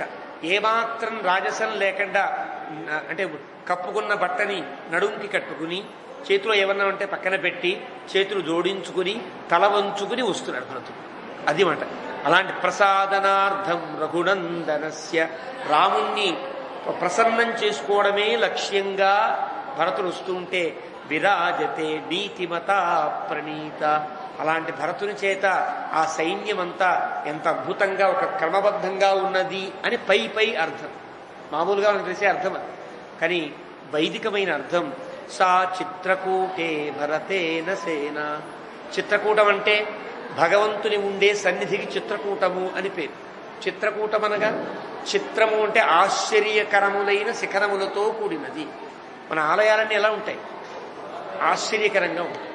శిల్ప సౌందర్యం కావచ్చు, లేదా ఉండేటువంటి అక్కడ వైదికమైన ధర్మశాస్త్రానుగుణంగా ఆగమశాస్త్రానుగుణంగా చెక్కిన శిల్పాలు కావచ్చు. ఎత్తుగా మన ఇల్లు మహా అయితే ఇంత ఎత్తు కట్టుకుంటాం, ఆలయాలు చాలా పెద్ద ఎత్తుగా విశాలంగా కట్టుకుంటాం. కాబట్టి చిత్రకూటమని ఒక అర్థం. రెండవది, ఎన్నో ఆశ్చర్యములకు ప్రతీక ఒక ఆలయం. ఒక ఆలయంలోకి వచ్చేవాడు ఎలా వస్తారు? ధర్మ ఆర్తో జిజ్ఞాసురర్థార్థి జ్ఞానీ చ భరతర్షభ. భగవంతుడి దగ్గరికి వచ్చేవాడు ఎలా ఉంటారు? ఆర్తుడు ఒకడు, జిజ్ఞాసు ఒకడు, అర్థాన్ని కోరుకునేవాడు ఒకడు, మోక్షాన్ని కోరుకునేవాడు, రకరకాలుగా వస్తారు కదా. వచ్చిన వాడందరినీ చూస్తే వివిధములైన భావములు కలిగిన, వివిధ జాతులకు చెందిన, వివిధ మనోభావములు కలిగిన వ్యక్తులంతా అలాగే ఒక దగ్గర ఉంటారు. అది ఎలా సాధ్యమవుతుంది? ఎక్కడ ఉంటారు వీళ్ళంతా? ఒక ఇంట్లో ఉండేవాళ్ళు ఒక ఇంట్లో ఉంటారు. కానీ అన్ని ఇళ్లలో ఉండేవాళ్ళందరూ కూడా రకరకాల ధర్మాలు, రకరకాల వృత్తులు, రకరకాల కులములు, రకరకాల భావాలతో, రకరకాల కోరికలతో ఉండేవారంతా ఒక దగ్గరికి ఉంటే, ఒక దగ్గర ఉండి ఒక దేవుణ్ణి కొలుస్తుంటే ఎలా ఉంటుంది? సా చిత్రకూటం. అది విచిత్రమైన ఆశ్చర్యాన్ని కలిగించే ఒక ప్రదేశం సా చిత్రకూటం అంటే. అలాగా అక్కడ సేన ఉన్నది. సేన అంటే ఏ వ్యక్తి అయితే ఉంటాడో ఆ వ్యక్తి ఇది నాది, ఈ ఐశ్వర్యం నాది, ఈ ఇల్లు నాది, ఈ బ్యాలెన్స్ నాది, ఈ బంధువులంతా నా వాళ్ళు అనుకుంటారే, ఇవన్నీ భగవంతుడి దగ్గరికి గుర్తురాకు, ఇవన్నీ దూరంగా ఉండాలి. అలా భరతుడు ఏం చేశాడంటే వాటిని దూరంగా పెట్టాడు. ధర్మం పురస్కృత్య. ఆలయానికి వెళ్ళేప్పుడు ఎలా వెళ్ళాలి? మన కోరికను ముందు పెట్టుకుని వెళ్ళకూడదు, ధర్మాన్ని ముందు పెట్టుకుని వెళ్ళాలి. ధర్మం అంటే మనం ఏ వృత్తిలో, ఏ అవస్థలో, ఏ ఆశ్రమంలో ఉన్నామో మనం ఏది కనుక చేస్తే ధర్మం అవుతుందో, అంటే మన యొక్క అవస్థకు కానీ, కులమునకు కానీ, ఆశ్రమమునకు కానీ. ఆశ్రమం అంటే బ్రహ్మచర్యం, గార్హస్యం, వానప్రస్థం, సన్యాసం. ఒక్కొక్కడికి ఒక్కొక్క స్థాయి ఉంటుంది. దానిని పట్టి నేనేం చెయ్యాలో ఆ చేసే పనికి నీవు అనుగ్రహించు అని కోరుకోవాలి తప్ప, అంటే నేను బ్రహ్మచారిని కాబట్టి వేదాధ్యయనం చేయాలి, నా వేదాధ్యయనం బాగా సాగేటట్లు అనుగ్రహించు అని కోరు. అది ధర్మం పురస్కృత్య అంటే. గార్హస్యం, గృహస్థైన వాడు ఆలయానికి వెళితే నేను భర్తను అంటే భరించవలసిన వాడిని కాబట్టి నా ఇంట్లో వాళ్ళందరినీ చక్కగా పరస్పర ప్రేమానురాగాలతో చూచుకుని వారందరినీ నేను పోషించగలిగేటట్లుగా నన్ను అనుగ్రహించు అనాలి తప్ప పోషించడానికి 5 కోట్లే 6 కోట్లే నడకూడదు. పోషించే శక్తిని నాకిమ్మని కోరాలి. అది అర్థం. శక్తిని కోరితే అవన్నీ ఆటోమేటిక్గా వస్తాయి కదా. నేను నా భార్య బిడ్డలని కానీ లేదా నా కుటుంబాన్ని పోషించే యోగ్యత, శక్తి నాకిమ్మని కోరాలి. పరీక్షలకు వెళ్ళే విద్యార్థి ఏం కోరుకోవాలి? పరీక్షలో పాస్ అవ్వాలి, నీ కొబ్బరికాయ కొడతాను మొక్కుకూడదు. పరీక్షకు వెళ్ళి పెన్ను క్యాప్ తీసి పెట్టినప్పుడు నేనేవైతే చదివానో అవన్నీ అప్పుడు నాకు జ్ఞాపకం వచ్చేటట్టుగా అనుగ్రహించు అని కోరుకోవాలి. అంతే తప్ప నేను క్యాప్ పెట్టి కూర్చుంటాను, నీవే పేజీ రాసేయి, నువ్వే పరీక్ష రాసేయి, నువ్వే మార్కులు వేసేయి, నువ్వే పాస్ చేసేయి, ఇలా ఉండకూడదు. ఇది ధర్మం అంటారు. కోరుకోవాల్సిన రాముణ్ణి, దేవుణ్ణి. కానీ ఎలా కోరుకోవాలి? నా ధర్మాన్ని నేను బాగా ఆచరించేటట్టుగా కోరుకో. కాబట్టి విద్యార్థి వెళితే నన్ను పాస్ చేయి దేవుడా అని కోరుకోకూడదు. నేను పరీక్ష అద్భుతంగా రాసేటట్టు అనుగ్రహించు అనుకో. అంటే చదవాలి, చదివి రాయాలి. కాబట్టి ఎవరెవరు ఏ ధర్మాన్ని ముందు పెట్టుకుంటారో అది పెట్టుకుని కోవిలకి వెళ్ళాలి అని చెప్తున్నారు ఇక్కడ ఈ శ్లోకంలో. భరతుడు చేసిన పనిది ధర్మం పురస్కృత్య. సన్యాసి ఏం చేయాలి? నేను చిన్న ఒక ట్రస్ట్ పెట్టాను, బ్రహ్మాండంగా డబ్బులు రావాలి అని కోరుకోకూడదు. అంటే నేను ఒక తలపెట్టిన బృహత్ కార్యం ఏదైతే ఉన్నదో అది సమాజం కోసం కాబట్టి సమాజం కోసం నేను తలపెట్టిన కార్యం నెరవేరేటట్టుగా అనుగ్రహించు అనుకో. వానప్రస్థు అన్నీ విడిచిపెట్టి అడవిలో ఉండదలుచుకున్న నా కుమారులకి, నా మనవులకి హితం చెప్పడం తప్ప ఏది అడవిలో ఉంటున్నాను రా, కొంచెం ఏసీ, ఎండాకాలం చాలా ఇబ్బందిగా ఉంది అని ఏసీ పంపించు, కూలర్ పంపించు, డబ్బులు పంపించు, లేదా అక్కడ కందమూలాలు తిని వెగట పుట్టింది బియ్యం పంపించు అని అడిగేటట్టుగా ఉండకూడదు. నేను ఎక్కడ ఉంటున్నానో అక్కడ హాయిగా నేను అవే తింటూ బతికేటట్టుగా నా ఆసక్తిని పెంచు భగవంతుడా అని వానప్రస్థుకు. ఇది ధర్మం. ఇది ధర్మం పురస్కృత్య. ఇలా వెళ్ళాలి ఆలయానికి వెళ్ళేటప్పుడు అని భరతుడు నేర్పి చూపిస్తున్నాడు ఈ శ్లోకంలో అని మన గోవిందరాయ స్వామి వారు అంటారు. అని విధూయ దర్పం. దర్పాన్ని విడిచిపెట్టాలి. దర్పం అంటే గర్వము అని అర్థం. గర్వం ఎలా ఉంటుంది? నేను అంతవాణ్ణి అని ఉంటుంది. నేను ఈ ప్రాంతానికి ఎమ్మెల్యేని, ఎంపీని, లేదా ఇంత గొప్పవాణ్ణి అనే ఒక రకమైనటువంటి ఎవరికైనా ఒక గర్వం ఉంటుంది వాళ్ళ స్థాయికి తగినట్టుగా.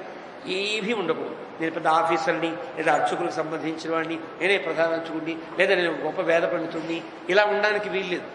నేను అందరూ దాసులు కదా, ఆ దాసుల్లో ఒకడిని అనే అభిప్రాయం ఉండాలి తప్ప దర్పం విహాయ అది ఉండాలి.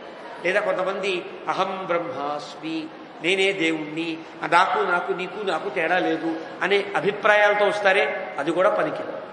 భగవంతుని ముందు ఏ సంప్రదాయస్తులైనా కూడా ఒక అర్చామూర్తిని సేవిస్తున్నారంటే మన ముందుండే అర్చామూర్తి సాక్షాత్ పూర్ణమైన పరబ్రహ్మమని గుర్తించాలి. ఆ బ్రహ్మమును అర్చించే ఒక ఆరాధకుణ్ణి దాసుణ్ణి అని భావిస్తేనే గుడికి రావాలి, లేదా మానేస్తే బెటర్ కదా. వచ్చి మళ్ళీ అక్కడికి వచ్చి మళ్ళీ ఆత్మ ప్రదక్షిణాలు చేస్తా, అక్కడికి వచ్చి నేను నువ్వే ఒకటే అని అంటానంటే ఈ పిచ్చి మాటలు ఆలయంలో పనికిరావు. ఆలయం అంటేనే భగవంతుడు సర్వాత్మకుడు, సర్వోత్కర్షణ పొందినవాడు, నేను దాసుణ్ణి అని ఉండాలి. అది దర్పం విహాయ విధూయ దర్పం. నేను నాకు నీకు తేడా ఏంటయ్యా, జీవో బ్రహ్మైవ నాపరః, నీకు నాకు తేడా లేదు. ఈ భావన దేవాలయం బయట నువ్వు గనక ఆత్మానందాన్ని పొందేవాడైతే అనుకో. కానీ దేవాలయానికి వస్తే నా కళ్ళ ముందు దేవుడు ఉన్నాడు, చూస్తున్నాడు, నాతో మాట్లాడతాడు, నేను చెప్పినవి వింటాడు, ఆయన వస్తే లేవాలి, ఆయనకు మర్యాదనివ్వాలి, ఆయన యొక్క పూజలో ఎలాంటి అంతరాయం కలిగించకూడదు, ఆయన జరిగేటువంటి ఉపచారములలో తప్పులు పట్టకూడదు, అక్కడ జరిగేవన్నీ కూడా భగవంతుడికి ఇష్టమై జరుగుతున్నాయని భావనతో ఉండాలి తప్ప ఇష్టం వచ్చినట్టుగా మనం ప్రవర్తించడానికి వీల్లేదు. ఇది విధూయ దర్పం, గర్వం పనికిరా అని ప్రసాదనార్థం రఘునందనస్య. భరతుడు ఎందుకు పెడుతున్నాడు, ఒప్పించి తీరాలి అని వెళ్ళల్లా, రఘునందనస్య రామచంద్రమూర్తి యొక్క ప్రసన్నం కోసం పెడుతున్నాడు. అంటే రాముడు ప్రసన్నం అగుట అవ్వకపోవుట ఆయన ఇష్టం. మనం చేసే ధర్మం మనం పాటించాలి.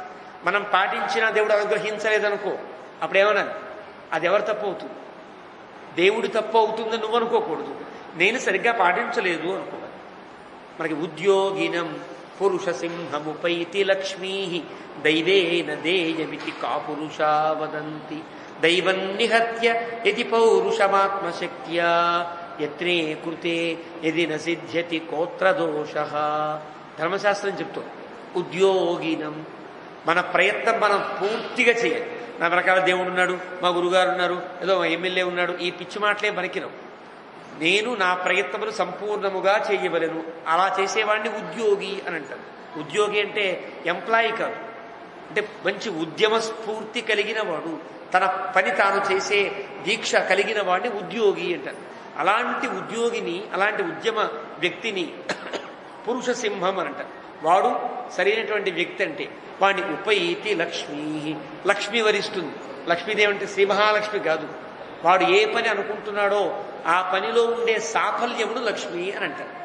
మన పురాణములలో కానీ కొన్ని కావ్యములలో కానీ లక్ష్మి వరిస్తుంది అంటే లక్ష్మీదేవి శ్రీ మహావిష్ణువు యొక్క భార్య, మనందరికీ తల్లి అయినటువంటి ఆవిడ వీడి వరించడం ఏమిటని పిచ్చి మాటలు వస్తాయి.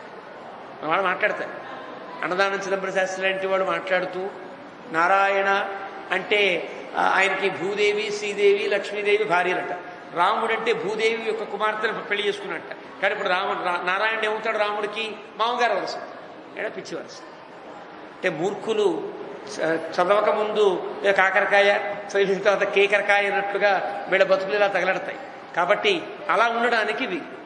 కాబట్టి ఏదైనా సరే ఆ ప్రసాదనార్థం రఘునందనస్, అంటే మనం చేసే పనిలో మనం పొందేటువంటి ఏదైతే ఒక ఫలం ఉంటుందో దానికి లక్ష్మి అని పేరు. నువ్వు విద్య చదువుతున్నావా, పరీక్ష రాస్తావా, నువ్వు పాస్ అవుట లక్ష్మి నిన్ను వరించుట. నువ్వు ఏదైనా వ్యాపారం చేస్తున్నావా, వ్యాపారం లాభసాటిగా సాగి నీకు పెట్టుబడితో పాటు కొద్దిగా లాభం వచ్చిందా, లక్ష్మి వరించినట్టు లెక్క. రాజు యుద్ధానికి వెళితే ఆ శత్రువుని చంపి ఆ రాజ్యాన్ని స్వీకరిస్తే ఆ రాజ్యం లక్ష్మి సంప్రాప్తించినట్టు లెక్క. ఒక సన్యాసి ఒక మంత్రాన్ని ఉపాసన చేస్తూ ఉంటే మంత్రం సిద్ధిస్తే వాడిని లక్ష్మి వరించినట్టు లెక్క. ఉద్యోగినం పురుష సింహం ఉపైతి లక్ష్మీ. అలా అంటే మన ప్రయత్నపూర్వకంగా మనం సాధించాలి తప్ప దేవుడిస్తాడు అని కూర్చోడానికి వీల్లేదు. ఇది భగవంతుని యొక్క ఒక భగవద్గీతలో కూడా కర్మను చెయ్యవలసినదే, కర్మఫలాన్ని ఆశించకుండా చెయ్యి. కర్మణి ఏవ అధికారః తే మా ఫలేషు కదాచన. నీకు ఫలమునందు నీ కోరిక దేనికి? నువ్వు చెయ్యంతే. నువ్వు సరిగ్గా చేస్తే వస్తుంది. నువ్వు సరిగ్గా చేస్తే నేను ఆనందిస్తా. నేను ఆనందిస్తే ఆటోమేటిక్గా నీకు ఫలం లభిస్తుంది. నేను ఆనందించలేదంటే నీలో నీ కర్మలో ఏదో లోపం ఉన్నట్టు లెక్క అని ఇలా అందంగా చెప్తాడు దానికి భగవద్గీతలో. కాబట్టి దైవేన దేయమితి కాపురుషా వదంతి. మనం ఏమండి, మనం ఏం చేస్తామండి, మనం చేతగారి వాళ్ళు అంత దేవుడే ఇవ్వాలి అని కూర్చుంటే అనేవాళ్ళని కాపురుషులు అంటారు. అంటే నపుంసకులు అని అంటారు, చేతగాని వాళ్ళు అని అంటారు. ఎవరైనా కావచ్చు. అంతా దేవుడి ఇవ్వాలి, కానీ నేనేం చేస్తారండి, నా ప్రయత్నం అలా అనడానికి వీల్లేదు. మన ప్రయత్నం మనం చేస్తూ, బాగా ప్రయత్నం చేస్తున్నావా అంటే నా ప్రయత్నం నేను చేస్తున్నానండి, భగవంతుడు అనుగ్రహించాలి, ఈ భావన ఉంటుంది. దైవైన దేయం, దేవుడే ఇస్తాడనే భావన ఉంటే అది కాపురుషాహ వదంతి, చేతగాని వాళ్ళు పలికే పలుకులవి. అలా ఉండడానికి వీల్లేదు. మరి ఏం చేయాలి? దైవం నిహత్య, దేవుణ్ణి పక్కన పెట్టాలి. దైవము అనే భావన పక్కన పెట్టి, ఇది పౌరుషమాత్మశక్త్య, ఆత్మశక్తిని గనక నువ్వు ఎంత పెంపొందించుకొనగలిగితే అంత పెంపొందించుకొని నీవు గనక ప్రయత్నం చేస్తే దైవం ఆటోమేటిక్గా నీకు అనుకూలిస్తుంది. దైవం అంటే అదే, నువ్వు చేసే పని కరెక్ట్గా నీవు చేస్తే నిన్ను దైవం అనుసరించి ఉంటుంది. నువ్వు దైవాన్ని అనుసరించక్కర్లా. నీ ప్రయత్నం నీ స్థాయికి తగినట్లుగా, నీ స్థితికి తగినట్లుగా నీ పని నువ్వు సక్రమంగా చేస్తే దైవం నిన్ను అనుసరిస్తుంది. అలా గనక అంత ప్రయత్నం చేసినా జరగలేదనుకో, కోత్ర దోష, ఇది గుర్తించండి. భగవంతుడి దోషం అని అనడానికి వీల్లేదు. ఆ తప్పేమిటో నీకు నాకు తెలియదు, అంతే, వదిలేసి. నువ్వు ప్రయత్నం చేసావు, ఫలించలేదు, అక్కర్లా, మళ్ళీ ప్రయత్నం చేస్తా, మళ్ళీ భగవంతుడు అనుకూలించాలి, ఇంతే. ఈ అభిప్రాయంలో ఉండగలిగితే ప్రతి మనిషి కూడా విజయాన్నే పొందుతాడు అని ధర్మశాస్త్రం చెప్తుంది. ఇక్కడ కూడా భరతుడు వన ప్రసాదనార్థం రఘునందనస్య, తానేదో అనుకున్నది సాధించడానికి దాన్ని ముందు పెట్టుకున్నాడు తప్ప, అది కూడా రాముడికి ఇష్టమైతేనే, అంటే రాముణ్ణి ఒప్పించేటట్టుగా, రాముణ్ణి ప్రసన్నం చేసుకోవడం కోసమే వెళుతున్నాయి. ఇక్కడ ప్రసాదనార్థం రఘునందనస్య. ఇలా గనక బుద్ధి ఉంటే ఒక వ్యక్తి యొక్క జీవనము ధర్మయుక్తంగా సాగుతుంది అని భరతుడు ఈ శ్లోకం ద్వారా మనకి ఎలా భగవత్ సన్నిధికి వెళ్ళాలో చెబుతున్నట్లుగా చెప్తాడు. రామాయణాన్ని 3 రకాలుగా అర్థం చేసుకోవాలి. ఒకటి, కథానుగుణంగా వెళ్ళాలి. రెండవది, మనకి చెప్పే ధర్మాలన్నీ ఉపదేశాలన్నీ స్వీకరిస్తూ వెళ్ళాలి. మూడవది, తాత్విక కోణంలో చూస్తే తప్ప రామాయణం అర్థం కాదు. ఇది ఈ పెద్దలు చెప్పిన మాట. భాగవతం అర్థం కావాలంటే భక్తి చాలు, భారతం అర్థం కావాలంటే భక్తి యుక్తి చాలు, రామాయణం అర్థం కావాలంటే భక్తి యుక్తి బుద్ధి 3 ఉండాలి. భక్త్యా భాగవతం జ్ఞేయం, భక్త్యా యుక్త్యా చ భారతం, భక్త్యా యుక్త్యా చ బుద్ధ్యా చ జ్ఞేయో రామాయణార్ణవః. ఇది పెద్దలు చెప్పిన మాట. కానీ రామాయణం అర్థం కావాలంటే 3 రకాల కోణములతో పరిశీలిస్తే తప్ప రామాయణం అర్థమయ్యేది కాదు. అంత లోతుకు మనం దిక్కపోయినా ఈ శ్లోకంలో ఉండే భావము, గర్వాన్ని విడిచిపెట్టాలి. మనకున్నవన్నీ మనం అవన్నీ ఉన్నాయి కాబట్టి మనం ఇంత గొప్పవాళ్ళం అయ్యామనేటువంటి భావన మన దగ్గరికి రానివ్వకూడదు. కేవలం భగవంతుని అనుగ్రహం తప్ప వేరే దాన్ని కోరుకోకూడదు. ధర్మం పురస్కృత్య, నీవు వెళ్ళి ఏదన్నా కోరుకోవాలనుకుంటే ఆ కోరిక నీ ధర్మానికి అనుగుణమై ఉండాలి తప్ప వేరేగా వ్యతిరేకంగానో పని చెయ్యను, ఫలితం కావాలి, పరీక్ష రాయను, పాసు కావాలి, ఇలా ఉండకూడదు అని ధర్మం పురస్కృత్య అని చెబుతూ ఈ వాల్మీకి ఈ శ్లోకం ద్వారా మనకి ఉపదేశిస్తున్నాడు అంటూ మన పెద్దలు దీన్ని వ్యాఖ్యానిస్తారు. అలాంటి ఈ శ్లోకంతో వాల్మీకి 97వ సర్గని ముగించాడు. మళ్ళీ రేపటి రోజున 98, 99 వీరుంటే 100వ సర్గ కూడా చెప్పుకునే ప్రయత్నం చేద్దాం. కొంచెం పెందరాలు 5:30కే ప్రారంభం చేద్దాం. ఎందుకంటే ఖచ్చిత్ సర్గ అని 100వ సర్గ చాలా గొప్ప సర్గ.